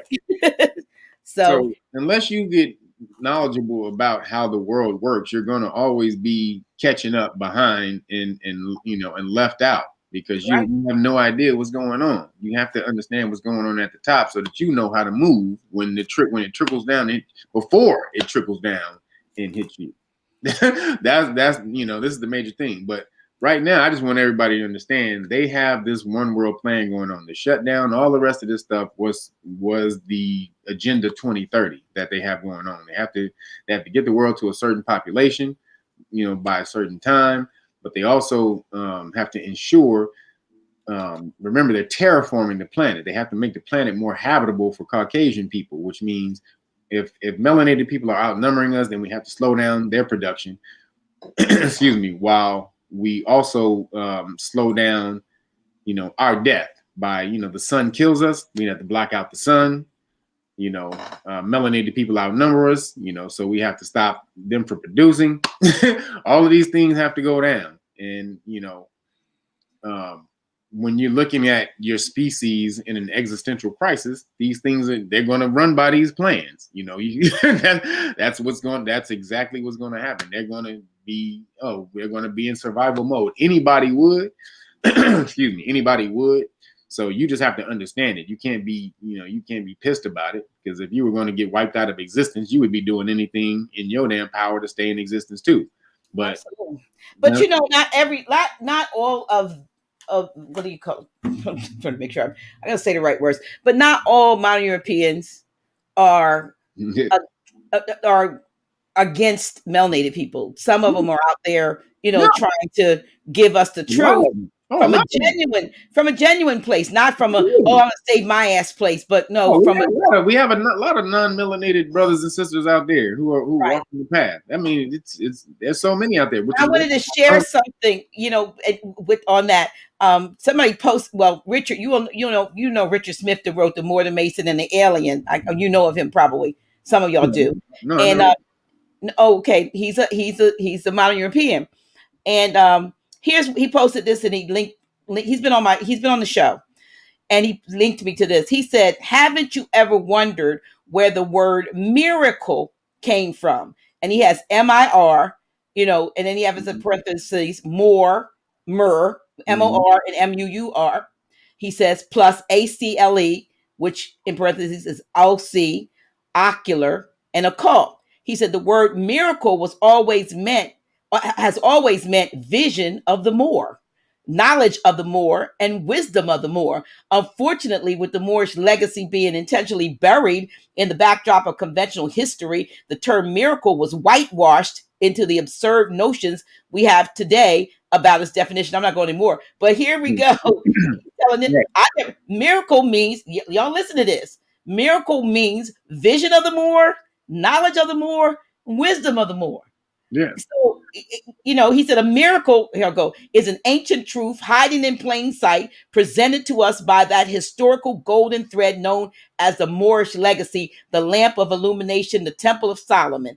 And it goes on. But he understands what has happened. And he told me once when I interviewed him the first time, probably back in like 2000, I want to say it was when I had my radio show on Blog Talk and on High Frequency. That was the first time I did 2 interviews with him, and he's been on this show since I've had this show.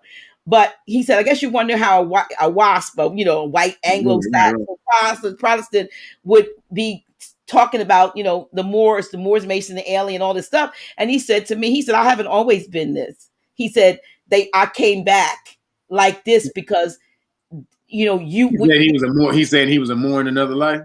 Right. And he said he was a female.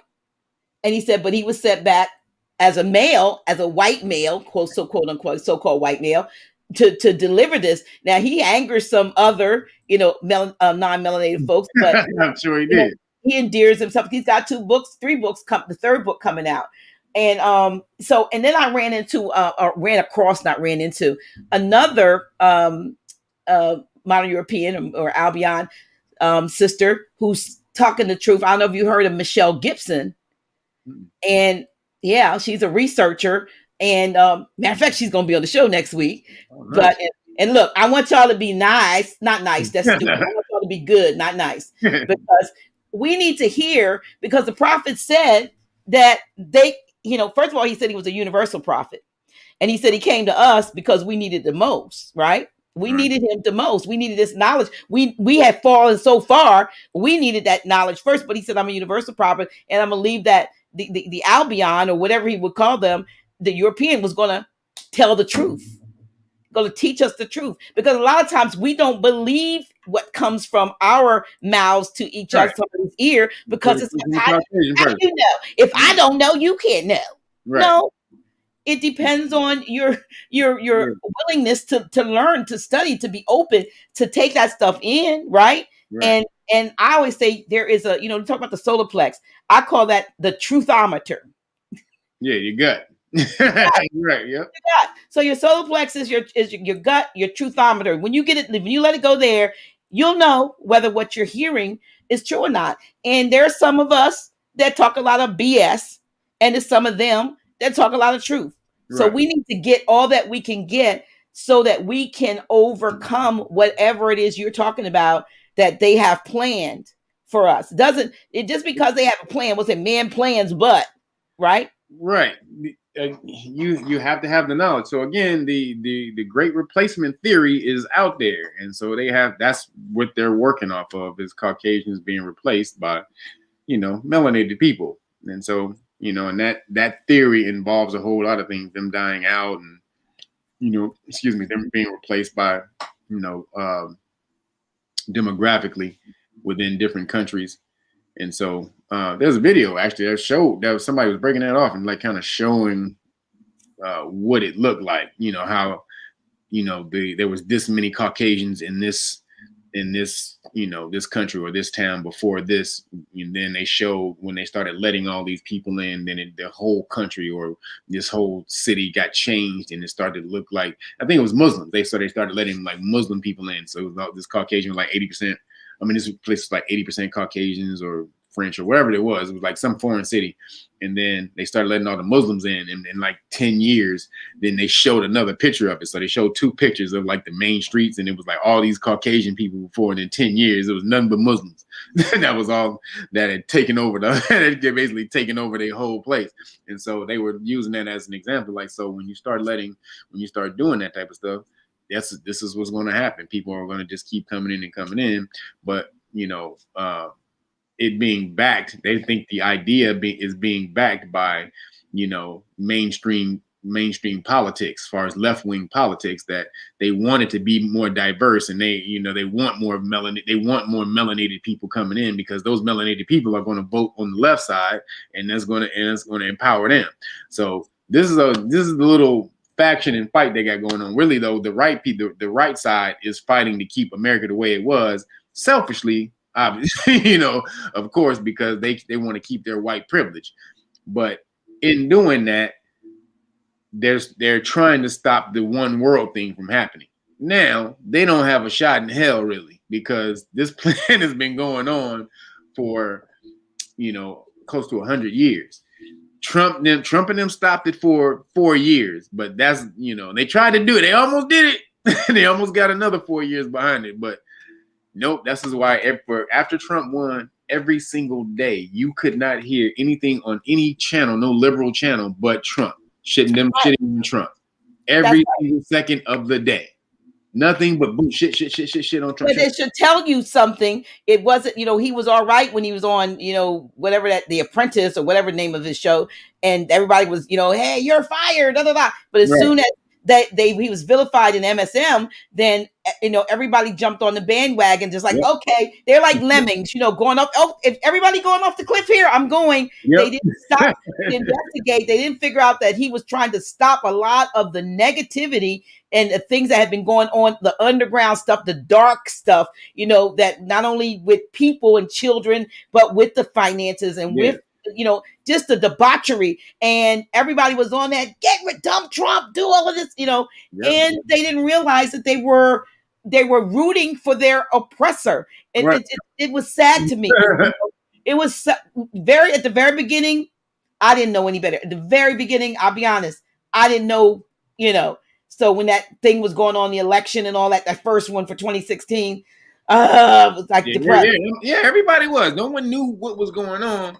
Even Trump didn't know. Trump didn't know he was supposed to win. That they kind of did a coup, and they put Trump in office without him truly understanding, because they show shots of Trump's right after the election. Right as soon as he won the election, they show a camera shot of his camp in the room, and everybody in the room was like, "What?" Everybody's like, "We won." What? Well, Grand Sheik always says that he was assigned. You know, whether he liked it or not, this was his like almost like his destiny to do what he did. And I will say one thing, whatever it may, it opened my eyes to a lot of things that I would not have imagined in my wildest imagination was really going on behind the scenes and under, you know, the undercurrent, the underbelly of that reaches from politics. Like politics is what many ticks is bloodsuckers. Yes, the politics, the bloodsuckers showed their true self during these last 4 years, and from the politicians to the media, to the actors, to the media, we found out there was one line just connecting them all together. And then so when they moved movies out, so now the media had to really step up their acting game, and they weren't real good at it. No. But they weren't good at it at all. They just like read their lines. And everybody put on 15 channels, and they all saying the same thing. But if you look right now, like the news numbers just came out. For the news channels, all the news channels are down 50%. Nobody want to hear that bull crap. They know that they're lying. He been gone since Trump been bounced. Yeah, like if they're lying, it's the tell lie. People say it's the tell lie vision, and I don't want to hear anymore. Right. I don't want to hear it. And there are alternatives. Like people are on Telegram, and I love Telegram as an alter. I mean, I can't get that other thing, but Telegram, because you can post what you want, you can say what you want, you can be honest on Telegram, and so I'm like, nobody will, cancel you as a result of being honest. And that's the frustrating part, to be here on a place where you used to be able to, like a Facebook message I did a year ago popped up the other day, and I was, how you repost your memories. I was like, oh, I'll get a flag for that. A year ago, I could have said it, but now it's crazy. You can't. They are clamping down because they know. Again, in this one world government, this one world order, you're not going to have the same rights as in America. This is an anomaly. The rights that we have in America, nobody has this type of shit. That's why everybody come here. Nobody else got these type of rights in the way the freedom that you have in America. But that's why everybody comes here. But they're going to have to wipe away with all that to make you more palatable and more in line with the rest of the world when they link up. So you're not going to have those same rights as you did before. But we have got to link together in our, be it, back in the day, I always say, we used the drums, we used just telepathy. We were telepathic. We could think of a person and get a message to them. I mean, I don't know how many times I would thought of somebody, they showed up or if they called me and things like that. So if I could do that in my, minuscule level, how when we had the purity of just, that was the only thing we had, it was that strong. But then they added in telephones and televisions, and it took away our hearing and it took away our sight. Right. So the television and the telephony, those things took away the things that were natural in us. Right. And we've got to get back to that place, be it meditation, like you said, eating and drinking the right. I'm gonna figure out if I have to talk to you afterwards, like how to do my water, because I invested in it. But let me tell you something. I paid 130 notes for this carafe that spins.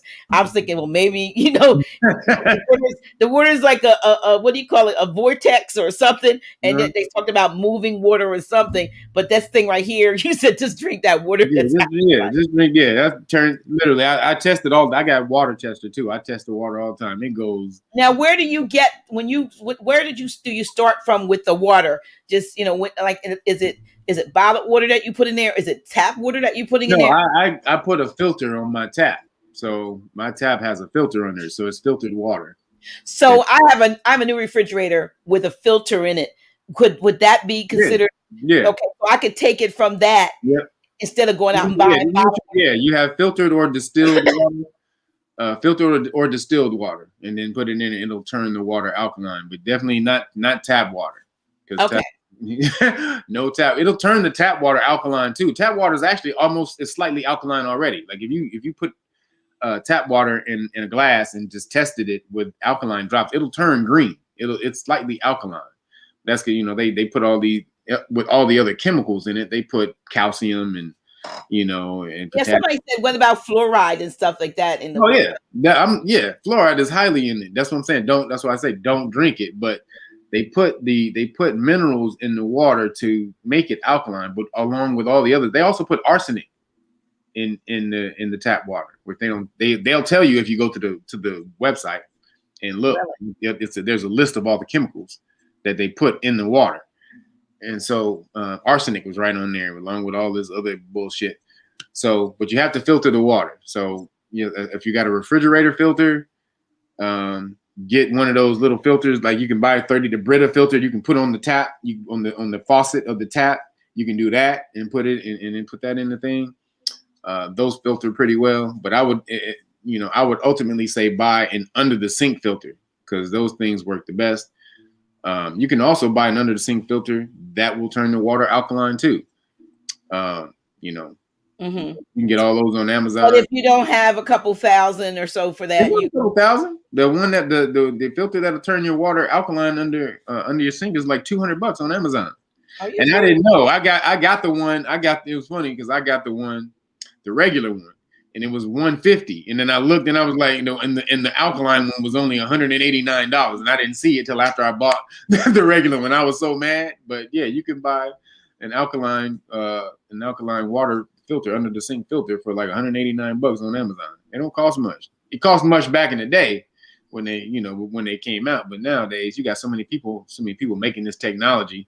They have to compete. The price goes down, because of that. Well, I think it's important to make that, for those that may not have heard you when you talked about the importance of the water for flushing out the toxins and so forth that are we even taken in on a regular basis, and the fact that our melanin, I love that our melanin has its own defense mechanism, that when it finds something in our system that's not, pathogens, viruses.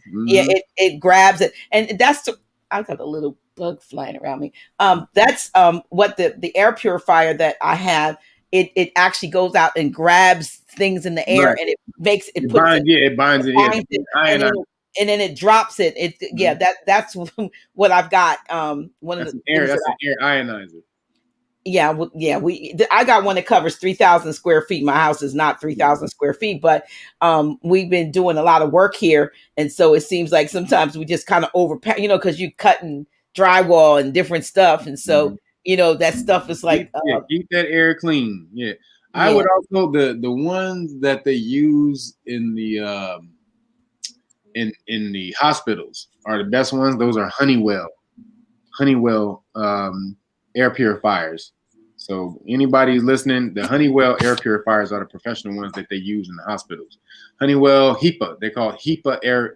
So Honeywell HEPA, and they come with HEPA filters and stuff like that. So, but I would also tell you, because I do have one that I do sell, a Valara, and this is the 3,000 square foot, and it's been certified by it's got NASA technology. And the only unfortunate thing I just heard about the company, because I'm with the company, is that it's interesting. I think Dr. Birx and Fauci have attached themselves, got on the board or something. I was like, I'll be darned. You know what I mean? So don't believe the hype.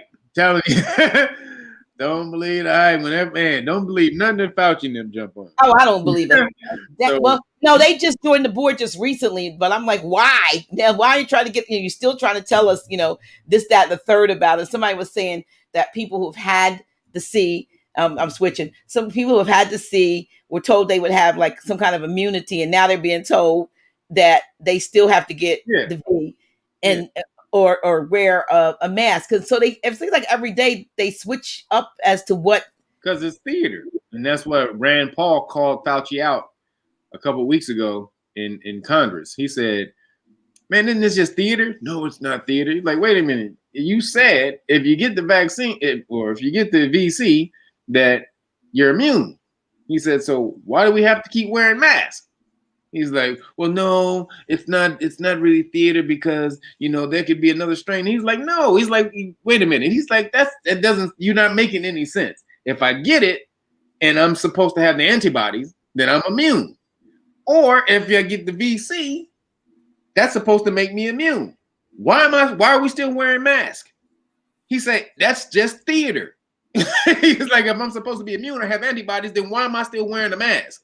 That makes no sense, what you're talking about. Fauci could not defend it. Yeah. He tried to talk about some other next strain or this and that we need to be and all this. They got mutant, teenage mutant ninja bees. Fauci with the bull crap. So they called him out. Again, those Republicans, they know what's going on. They know the country is kind of being snatched. they kind of know, and they can't do nothing about it because it was a big. They did a big snatch on. they kind of snatched they snatched the reins from him. So they kind of move quietly into what they're trying to push him into. This one world government is coming. I hope y'all understand that. I would like to. I want to dispute you on that. I would say no. I'm going to do it here. No. Here's why I'm saying this to you. That is their intention, but But wait a minute. But we collectively, we can change what somebody else is. If you don't know the law. I know, but that's what. But we may not know the law, but we can get there. We can come to your classes. We can, we can. I'm gonna do some Zoom classes so I can really talk some smack that I can't say. Because I'm itching. I'm itching to really say some stuff that I have not been able to say. I'm serious. Grancy and I talked about it today. We're gonna be able to tell people the truth. That's all. We don't want to lie. We want to, but we don't want to be, sequestered or whatever it is, whatever the word is, where they, they're censored. We don't want to be censored to tell the truth when it's needed. The people have bought the lie. People have bought the lie to the extent that they don't realize, for the most part, that what you believe, you conceive. So folks have died on conceiving a lie that somebody suggested to them might be or was happening to them, and then they worked in that. We got this subconscious factory, and you put all the raw materials in it over the course of a day or your life. It's down there building stuff. It's coming out of you. You don't know where it came out because you allowed that stuff to come in you and create the monster that will eventually destroy you. So that's why now I got to go jump to the Bible. It says, you have to guard your thoughts. You have to be careful what goes into your ear gates, your eye gates, The Bible, as a man thinketh, so comes out of your mouth. The power of life and death is in your tongue. You can kill somebody yourself with the words that you speak. You kill their spirit, you can kill their ambition, and in some cases, you can physically, cause a person to check out. The tongue is powerful, but even more so, the thoughts, the brain. Your thought life is vibration. So everything is vibration. So if it's vibration, your sound is a vibration, but your thoughts are also they're also waves. They're also alpha waves and theta waves. Everything is a frequency. So your voice is a certain frequency. Your tone, the tone and pitch makes it another frequency. Your thoughts are one frequency, certain or another frequency. So all these different frequencies moving about and moving around. Now, change is not bad though.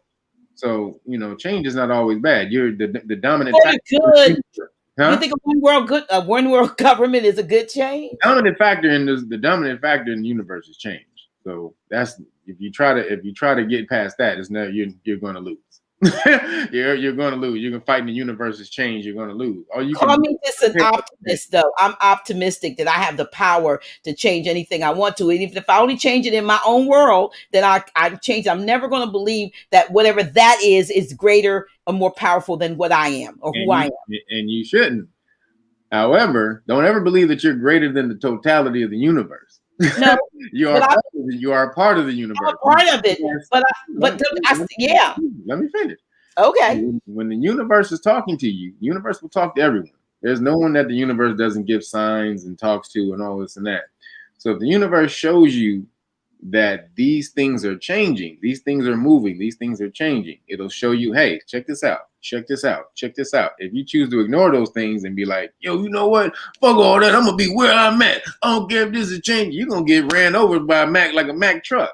But if you take the heed, you take the signs and what the universe is doing, and then use those things to your advantage in order to elevate yourself, to elevate your frequency, elevate your consciousness and vibration, which is what we're always supposed to do. We're never supposed to just be still and in one place. So if the universe is changing like this, you say, okay, the universe is about to come and create this one world government, this one world order. Yeah, it's probably about to do that. But what does that leave you a greater chance to do? It leaves melanated people a greater chance to unify. It also leaves you a greater chance to understand how the world is run, what the mechanisms that they use to run the world and gain advantage, and for you to do that. This whole year that you were sitting down, you could have been learning the stock market. You could have been learning the financial game and literally been elevated your plane as soon as the world started back moving without any repercussion, because the whole world was shut down. So you wouldn't have missed anything. You would have gained a whole year of knowledge without missing any goddamn thing. How many people did that? How many people just studied for a whole damn year and gained a year of knowledge without a setback? Do you not understand how much it would take you? It would take you out of the game to sit down for for a year and try to learn a whole new genre of information and knowledge. It would take you really, if you were incorporating that into your regular life, it would take you some years to do that. But you were sitting at home for a whole year. You could have learned so many goddamn things within the year to help elevate you when this shit started moving. So if you didn't do that, that's on you. Again, the universe's dominant factor is change. And if you deny that damn factor, you're gonna lose. You're gonna be dead. You are supposed to change with the universe. I just believe, and I know. I'm talking to you specifically. I'm just speaking in general. Yeah, no, I'm just saying that I believe that I have the ability to facilitate change, but I believe it starts with me, each and every one of us becoming conscious, as you said. Well, when you say things like, this is going to happen and there's nothing you can do about it, I just have to respectfully disagree with you. Love you dearly, but I just respectfully disagree, because I believe knowledge is power. I mean, and not just knowledge by itself, knowledge applied, which becomes wisdom, then it becomes powerful. And so if we will begin to hear these things of it's coming. So we need to prepare ourselves. But it's not coming. It's here. It's not coming. You're already in it. It's already happening. Things are happening. It's like being in the car. It's like being in the car, and it's like being in a car accident, and you say, and you thinking that the car is about to hit you. No, you already in the accident. The car, the car is mangling the big truck is already mangling. Well, I have survived the accident, and so I'm climbing out the window of the mangled car, and I'm dusting myself off so I can do what I need to do. Right. Now, there's a question here, and I'm not going to pass it by. I ain't letting you go with this. You ain't getting away with this. I'm about to finish this. Hold up. You ain't about to get away with this. Somebody asked a question. You got an Aries on your channel. You got to deal with it. Oh, there you go. Somebody want to know your sun sign. See, you just answered one question. Kevin, sun sign. Aries. I'm an Aries. Yeah, so now check this out. I'm not saying that you don't have the ability to change things personally in your life. Yeah, your universe, absolutely. But when you're talking about the collective consciousness, you can't do that. Everyone has to agree and be on the same frequency. And absolutely. They are on it.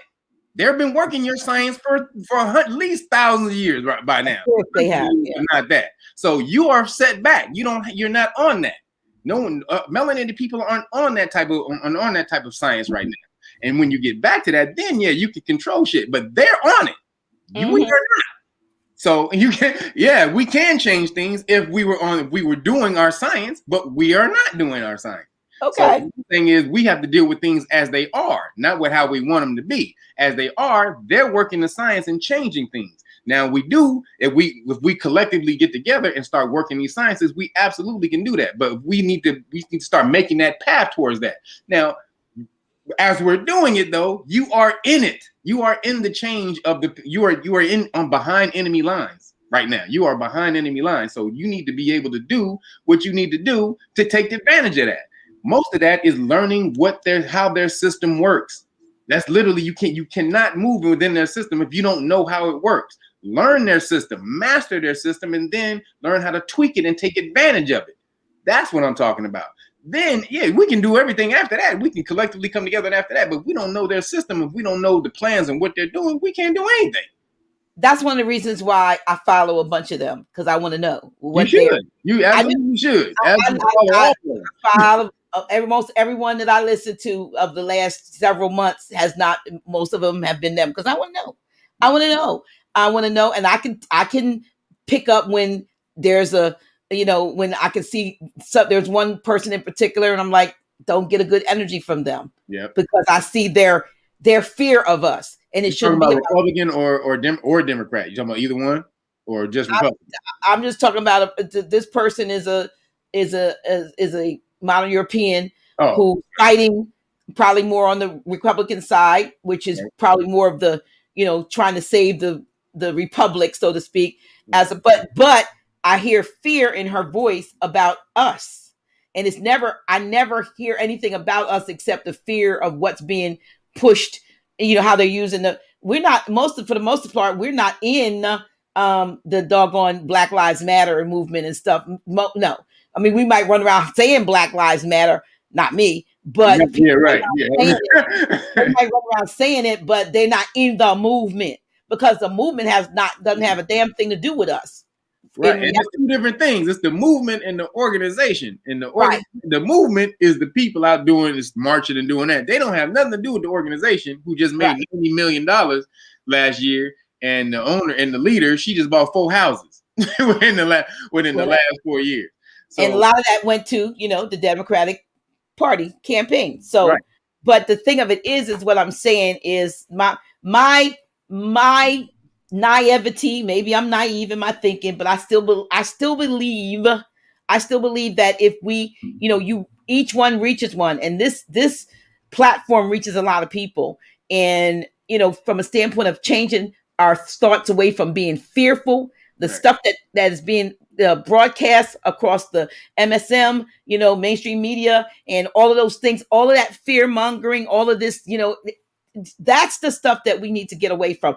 If we can get away from that, then we can have the purity to be able to hear, if you will, the heart cry of each other. We will connect at the heart level, and we will make change. We might be in the midst of something, but it doesn't mean that we won't come out of what we're in the midst of, if that's what it is. I think we're doing it right now already. I think. Well, yeah. Well, but you doing this, and I don't know how much you're actually watching, like a lot of the awakening that's going on. But that's why I was telling people to get that Clubhouse, because man, if you're on there listening to what brothers are talking about as far as elevating the consciousness, and I really, they have so many different rooms on there that you can. But they're only for iPhone users, I think, right? They haven't. Oh, that's right. You don't have iPhone, huh? No, I am a whatever you call it. I'm an Android. I am an Android. But anyway.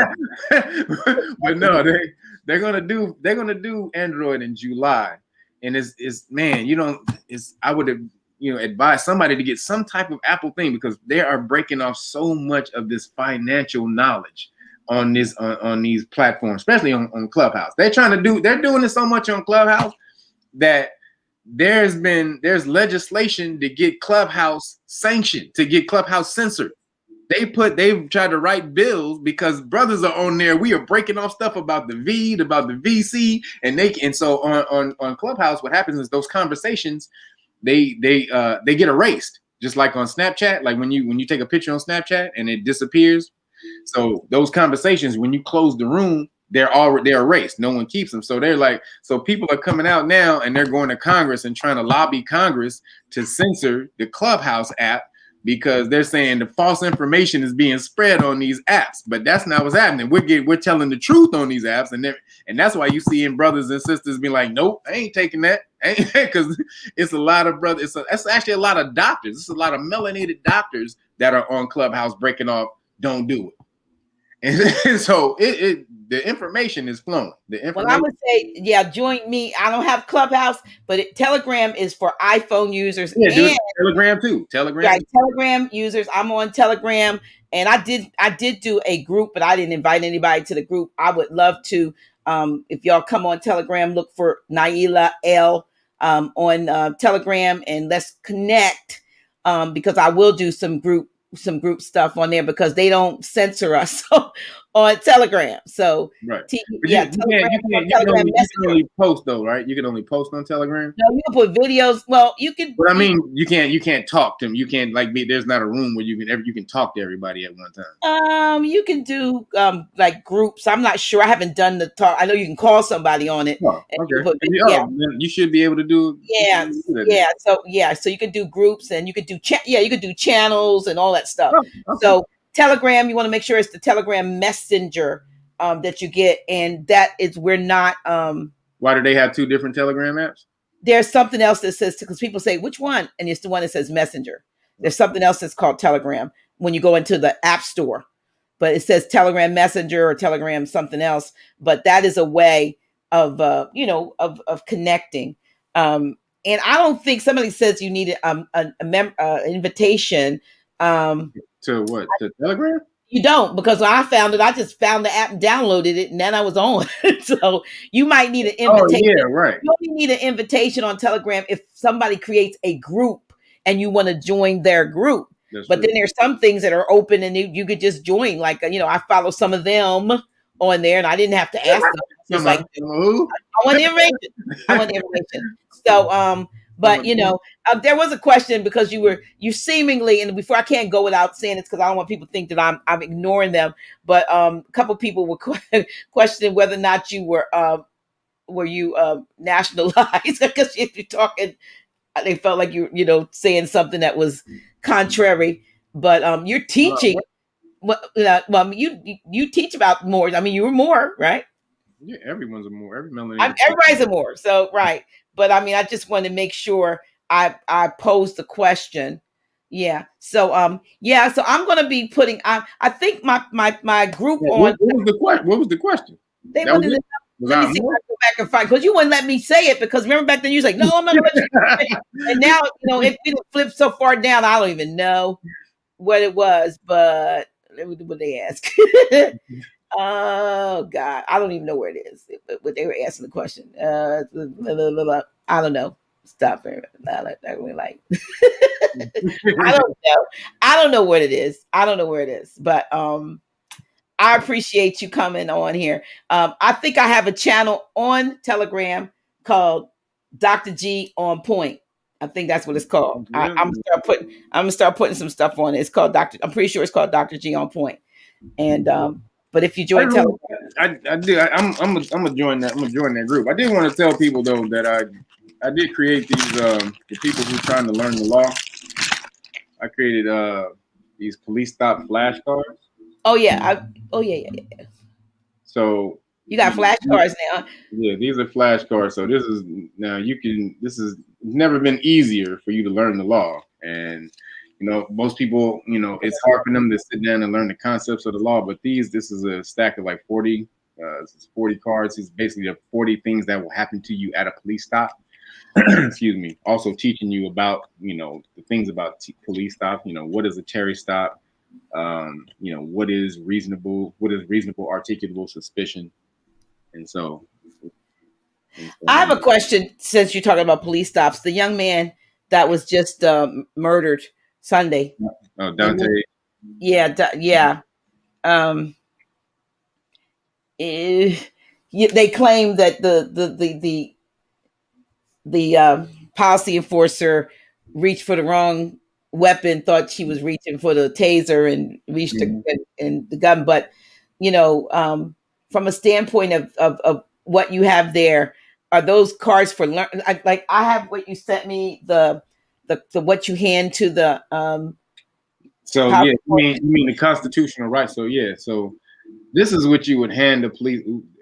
This is what you would hand the police officer if they pull you over and just be quiet. This has all your rights, and on the back it has, if they violate your rights, what you would do to them, how you would place a lien on their public official bond. So you're not supposed to talk to the police. They never answer any questions by the police. You just hand them this card right here, and then this is a qualified immunity notice card, and so you would hand them. So basically, police get off when they violate your rights. They get off with qualified immunity, but qualified immunity is not absolute. So if they knowingly violate your rights, they lose their qualified immunity. So if you hand them a card stating that they're in danger of violating your rights and alerting them that they would lose their qualified immunity, when you go to court, now you got this backed up. They lose their qualified immunity. I thought you said you don't go to court. You don't. You would send that. If you go to court if you're gonna sue them. You go to if you're gonna sue the police, you don't go to court when they tell you to go to court. You can go to court on your own recognizance if you want to sue somebody. Okay. And so then it also comes with, and that's the notice that you would have in your car as well. It's a qualified immunity notice. So these are all things that this is a police stop law package. Like there's so many, there's things that all comes in there again with the police stop cards. This is what you would use with your kids. You sit down and you play a game. You can have it's a game of pick a card, any card, and then it's basically have a game out of it. And then it also comes with, so this is actually the deck that you would get. This is the pack. Okay, please stop. Yeah, so I have it up here for the melanin research and police stop material. Would that also get that at realnagas.com? Right.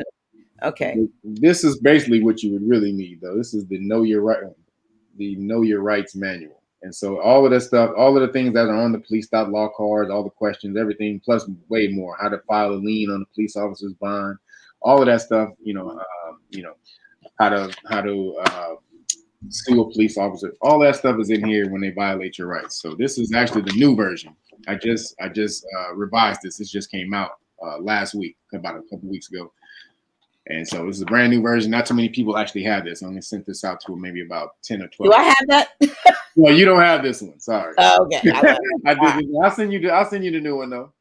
Someone asked if Massachusetts have a surety bond for police officers? Everyone does. I think you have a list of. Yeah, it's in the. So this is it. So this is the public official bonds. So this tells you how to place a lien on a police officer's bond when they violate your constitutional rights. Mm-hmm. So this has in the back of this, it has every state. So in the back, this is every state's bond law. So every state has a bond law. Whatever state you live in, you'll be able to go and find the bond law and read it and know what to do. There was a question as to whether or not the cards work in the UK. The police stop law cards? Yes. I mean, some of them. A lot of police law in the UK is actually based off of American law, like reasonable suspicion and stuff like that. So some of it would work. You do I know in the UK, they still have to have reasonable suspicion to walk up on you, just like in America. So I don't know exactly all the laws that are the same, but I do know reasonable suspicion, that very one that they need to have. They need to be able to suspect you of committing a crime before they walk up and talk to you or institute a criminal investigation. That's the same in UK. So there's some of that in there. I don't know how much of these would apply to yours, but definitely some of these would apply to UK law. And so this is, to me, this is the end game. This is some quick stuff. You can keep these in your car. I mean, this is something you can just have on you at all times and be able to learn the law really quickly, and then have no excuses. Because right now, I mean, it's absolutely crazy. The brother who was shot was named Dante, right? I think. Mm-hmm. Now it was completely messed up. Now, when they say that the lady, she pulled her taser, she thought she pulled her taser. When you actually watch the video, she accidentally pulled her gun. It was an accident.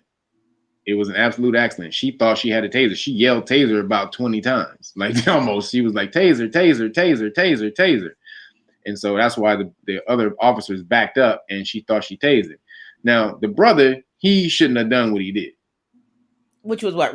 He ran or something? So they pulled him over. Now I'll talk about this in my police stop law class, that they have laws. They have laws that they don't usually arrest you for, but that they can apply when they pull you over for some other bullshit, and they don't find the reason that they pull. So say it's called a pretextual stop. So say the police officer thinks you selling drugs and they want to stop you. So they'll use some other law that you violated, like, you didn't turn a turn signal, or you changed lanes without signaling. And so they'll stop you for that. But the actual reason why they stopped you is so that they can find drugs in your car. Now, if they did do this and they were under the wrong presumption that you didn't sell drugs, they didn't find anything, now they have to use these little bullshit laws in order to make the stop valid. So some of these laws are hanging from your rearview mirror, driving without a front license plate, tinted windows, and bald tires. This is 4 of the laws that they a lot of times they let you get away with, but there are actual laws on the books that if they needed an excuse of why they pulled you over, they pull one of these laws out. So they pulled him over for having too many air fresheners hanging from his car, hanging from the rearview mirror. That's an actual law. It's a law. It's a law in California. It's a law wherever he was. So again, it's not a good reason to pull somebody over, but it's the lawful reason why they pulled him over. When they pulled him over, they ran his name. They found out he had warrants. And so when they found out he had warrants, he tried to run. So they were just handcuffing him. There was no guns pulled on him at first at all. They were just handcuffing him. Excuse me. He tried to break off. He broke free and jumped in the car and tried to break off. The lady, she pulled her gun and thought it was the taser. She was going to tase him because he was fighting with all the police officers and he was about to drive off in the car with the door open. She was about to tase him. She said, taser, taser, taser. She said it a gang of times so that the police officers would back up because they don't want to hit the other police officers with the taser. So taser, taser, taser. She's yelling, they're fighting and fighting. So taser one more time. She yells it. The police officers back off. And as he kind of pulls the car off, she hits him once in the side. So he rolls off, he speeds off and goes down the road, and then he bleeds out as he sped off down the road. Now, that's an absolute tragic death. In these stops, we have to have some responsibility in these things. He's 20 years old. He's seen a lot of brothers being smacked up by police. He's terrified. I absolutely understand that. You cannot jump in the car and run from police. It's only going to end badly. It's never going to end good when you do something like that. That's just the nature of the nature of the game. You're never going to jump in the police car, run away from police, and something good is going to happen. It's not. This is why you need to know the law from the jump. Had he known the law from the get-go, it wouldn't have even got that out of control. He would have gotten his ticket. He would have gotten his ticket for the now again, he had a warrant. So this is the messed up thing. He was driving with a warrant. And so this is how they kind of get you. They check warrant again. So a lot of people don't know police officers have quotas. They have arrest quotas. They have ticket quotas. They got to, and they're not supposed to. It's supposed to be against the law, but it's precinct policy. It's station policy under law policy. So they have to bring in a certain amount of arrest cases and tickets every month. So they'll pull you over. They'll pull the brothers over who they think that they can get real quick with. Oh, I'm sure he has a warrant. Oh, I'm sure he has drugs on him. I'm sure he has this. I'm sure he has that. You have to be aware of that they're looking for you. Yeah, but the sad part about it, and I'm, we're in overtime now. But the sad part about that whole situation is that too many times that happens, and it happens for whatever reason to our young men.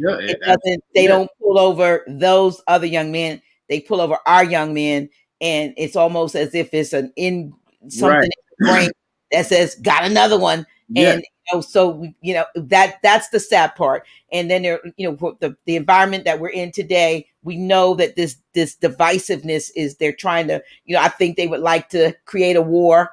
And we can get rid of them that way. We can fill the prisons. We can fill the cemeteries. We can get rid of them. We can make less and less of them if this happens. And so I just wanted to acknowledge the fact that that was a stop, whether he had a warrant or not. It was a life that it's a tragic. He was only 20 years old. He was 20 years old. A father.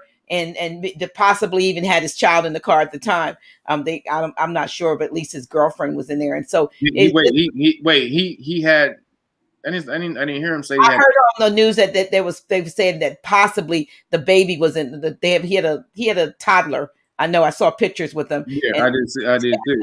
But it's just the fact that it happened here where I am. Just about a month and a half or so ago here in Delaware, where a man who my son knew because their sons played basketball together, and he was asleep in the car allegedly in a cul-de-sac or something, but not where he lived, and they came up on him to see what was going on. I don't know, somebody wakes you up, startles, almost like what happened in Atlanta. And the brother, from what I understand, he had some warrants too, and he wakes up and they got his car surrounded because he's sleeping in a car, and he tries to back out, and they shot him up. I mean, this was I don't know, we've had some crazy things. We had a brother when I was housing director. We had a brother, and it made people sent me the video. It made national news where the young man, you might have saw it, was in a parking lot in a wheelchair, and they shot him in the wheelchair. They killed that guy in the wheelchair. That was here. No, I didn't say they killed some dude in a wheelchair. Oh yeah, it like it was like 2015, and shot him in a wheelchair. Said they thought he had a gun. He was paralyzed in a wheelchair, and they thought he had a. They got this all on tape. People have sent me the video from other states. I'm like, this happened here. I know about this, So I'm just saying, it's those kinds of things. This is why I do police stop law class. I get sick. Well, he was traveling in a wheelchair. I cannot, man. The end game for you, melanated people, melanated brothers and sisters, you have to learn the law. There's no other choice. What you don't understand is they have to follow rules just like you do. They have to follow more than you do. But they know you don't know that. So they just act accordingly. Oh, he doesn't know any goddamn thing, so let me just move on because I know you don't know shit. The officer doesn't know anything either, but he thinks you know less than him. They assume this every single time. So you have to counteract that damn bullshit mentality. Start learning the law. I'm telling you, that is going to be your only choice. And when you do start learning the law, you will see, man, it's a whole nother ball game. When you start speaking the law to these police officers at these stops, they say, oh shit, he's somebody different. When you start, just right off the bat, when a police officer comes up, you say, what's your name and your badge number? Do you have reasonable suspicion? They know you not regular. They know the regular average person doesn't know to ask the officer for their name and badge number. And if they have reasonable suspicion when they walk up, they're going to start treating you different right off the bat. Because they know after this, when you speak that type of stuff, they think, oh, damn shit, he may know how to get me if I mess up. So these are the things that you're going to have to start learning. It pains me that these brothers and sisters don't know this. The sister who got jacked up in front of her house at her house when the police officer parked in her driveway, and she goes out to ask the police officer, y'all didn't see this? The lady, she walks out. Now she's a honor student. She is a singer who's been all over the world. She has no criminal record, nothing. She has no involvement with criminality whatsoever. A police officer parks in the driveway. And just sits there. And she looks out her window like, what is he doing? And so she goes out and she's like, officer, what's the deal? And he's like, yo, I'm just, he just sitting there. He thought I could just sit in somebody's driveway. He said he was sitting there because there was traffic in the street and he just backed in somebody's driveway. Now, he assumed that this was a melanated neighborhood and that these people didn't own their houses. And so he just pulled into their driveway, not thinking, oh, these black people don't own this house, so they can't trespass me off of this property. The lady comes out. She asked the officer to leave. She said, what are you doing on my, what are you doing here? He gives her some bull crap excuse and start yelling at her and this and that. So she goes back in the house. She calls 911 and tells them and says, look, the police, this officer is sitting in my driveway and won't leave. So other officers come out to the thing. Now they trying to get her, saying that she made a false call on a police officer. But when they get there, when she was out, she had like some stuff on her face. If she was some facial mask, and it was on a spoon, and she dropped it near the police car. So they tried to say that she threw the spoon at the police officer. So this is a crazy thing. All these police show up to the house. Like it's like 4 or 5 cop cars now. This girl is tiny. She literally weighs about 105 pounds. Like she is, if that, like 90, maybe 100 pounds. She is so small. They got all these damn cops up there for her. And so one of the cops on the body cam, he walks up, he asked the cop who was sitting in the driveway, he said, what are you doing? What are you doing over here in this neighborhood? Why'd you park in the driveway? He was like, he said there was traffic on the street and I was getting out of the way. And then the other guy that he told that to, he knew he was lying and he started laughing. He was like, oh, come on, man. He started laughing. And then he said, are you effing somebody over here? Talking about a girl. Are you messing with one of these black girls over here? And then he's like, nah, man, I was just sitting in the driveway. And then the officer says this on camera because I heard black pussy was fat. This is what the officer says to the other officer. They have this on camera saying this. So all this is around with all these other cops there. Now they're scrambling to figure out, because they're all in the wrong. They're trying to figure out, oh, how do we get out of this? So the girl is standing in her doorway and she's like, look, she has a gun. She's licensed to carry. She has a concealed permit to carry, but she's in her house, so she can have her gun in her house.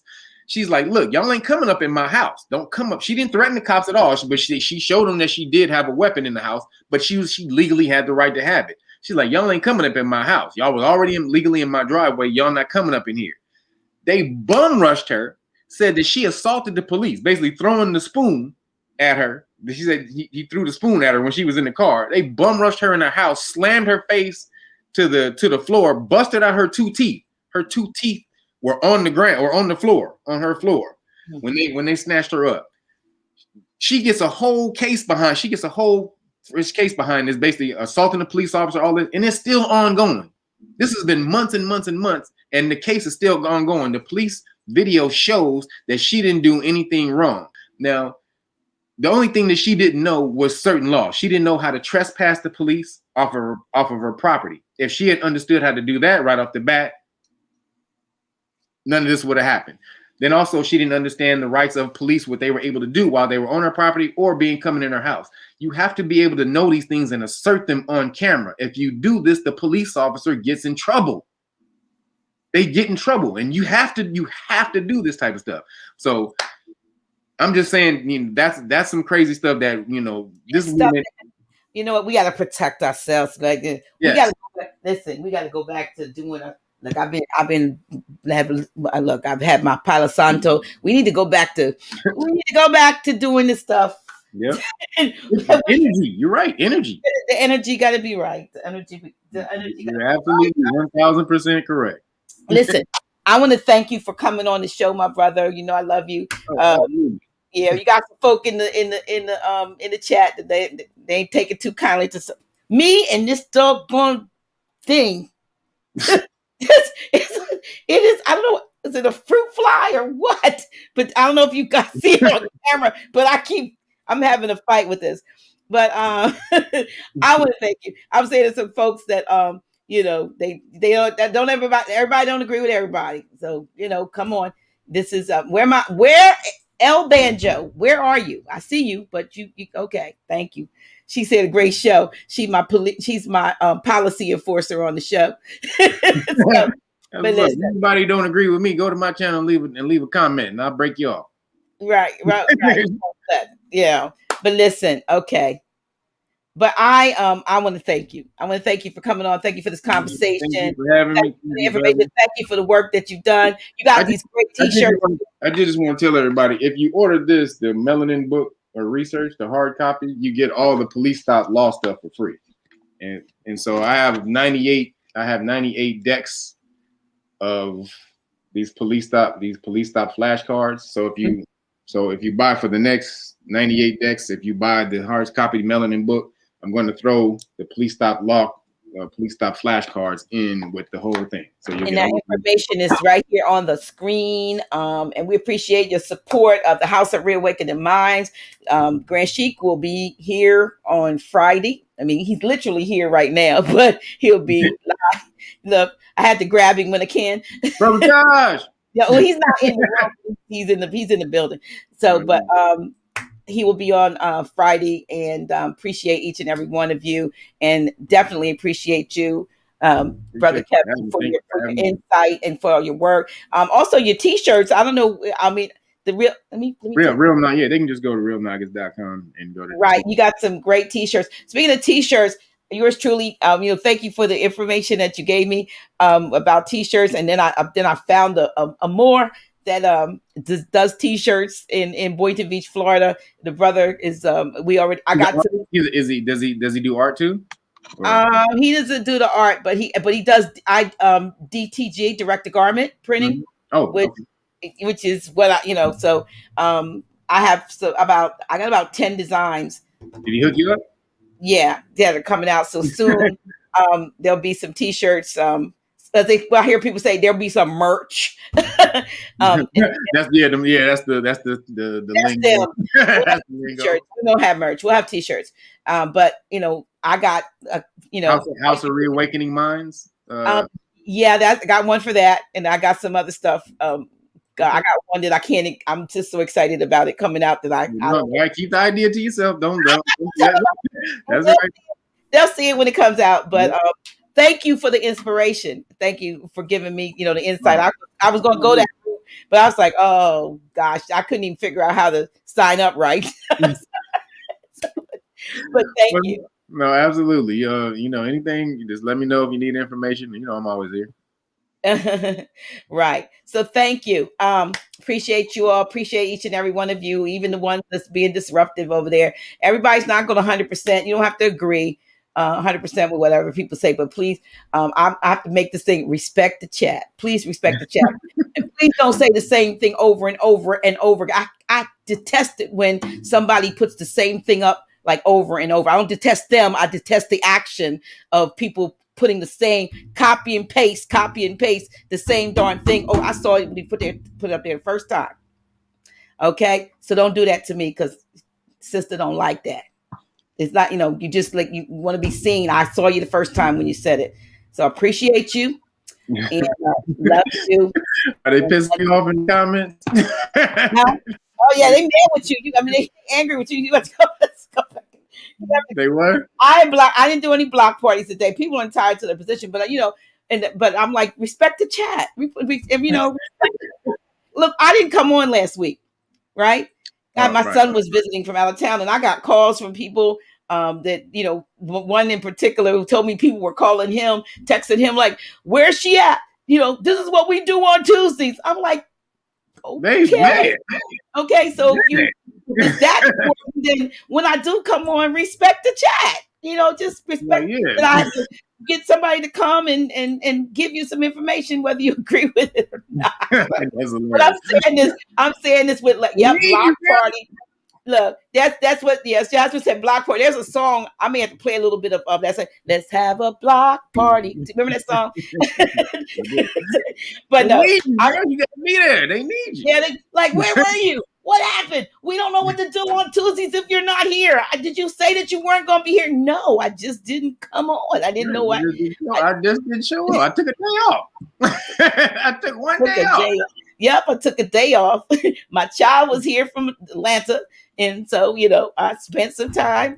And hey, you do a lot. You take a day off. Take two. That's all right. But appreciate you, and like I said, love you, hate you, whatever they do. Love me, hate me, doesn't matter. But just respect the chat. That's all I'm saying. We're not gonna please everybody all the time, but I try to do my best to bring you all a variety. Next week, I'm not here to please nobody. I don't care. I don't care if you pissed off. I'm here to give you information. Trust me, I'm the last person that care about what you think. Yeah. I promise you that.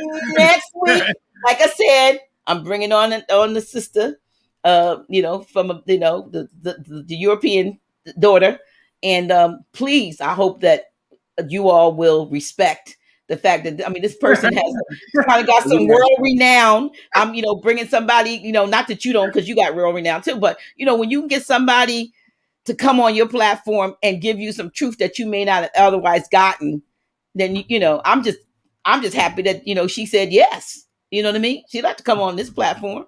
So give us that information. So love y'all. Okay. She says, I said chat was too funny tonight. Yeah, listen, y'all know me. You all who know Dr. G know I shoot straight from the hip. I'm honest. I'm like you in my living room now. So, hey. That's hilarious. All right then. Listen. So again, I'm here for you. I'll send you and Taj the new stuff and that I made. The police. All right. Thank you so much. Until next until Friday. Be back on Friday. And thank you all for tuning in. And we're gonna go out with my favorite song. Which is you don't know what my favorite song is? What's your favorite song? Wow. Yeah. Why not? There it is.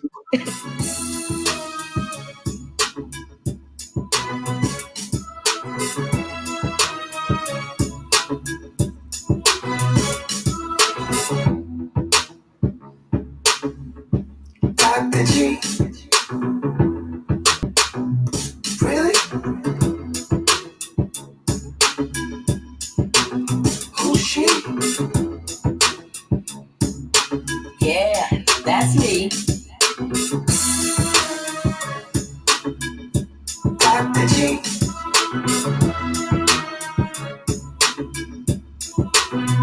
Really? Who's she?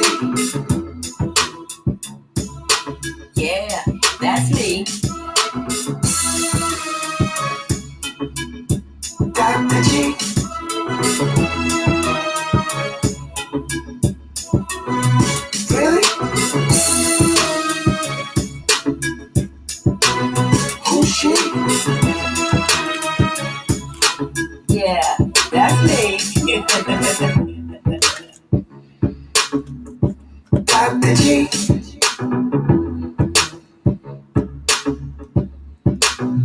Really? Who's she?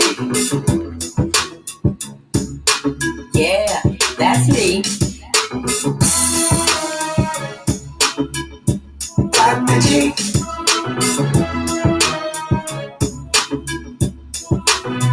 Really? Who's she? Yeah, that's me. Dr. G.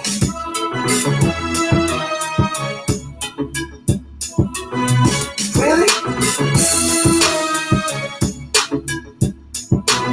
Who's she? Yeah, that's me. Dr. G.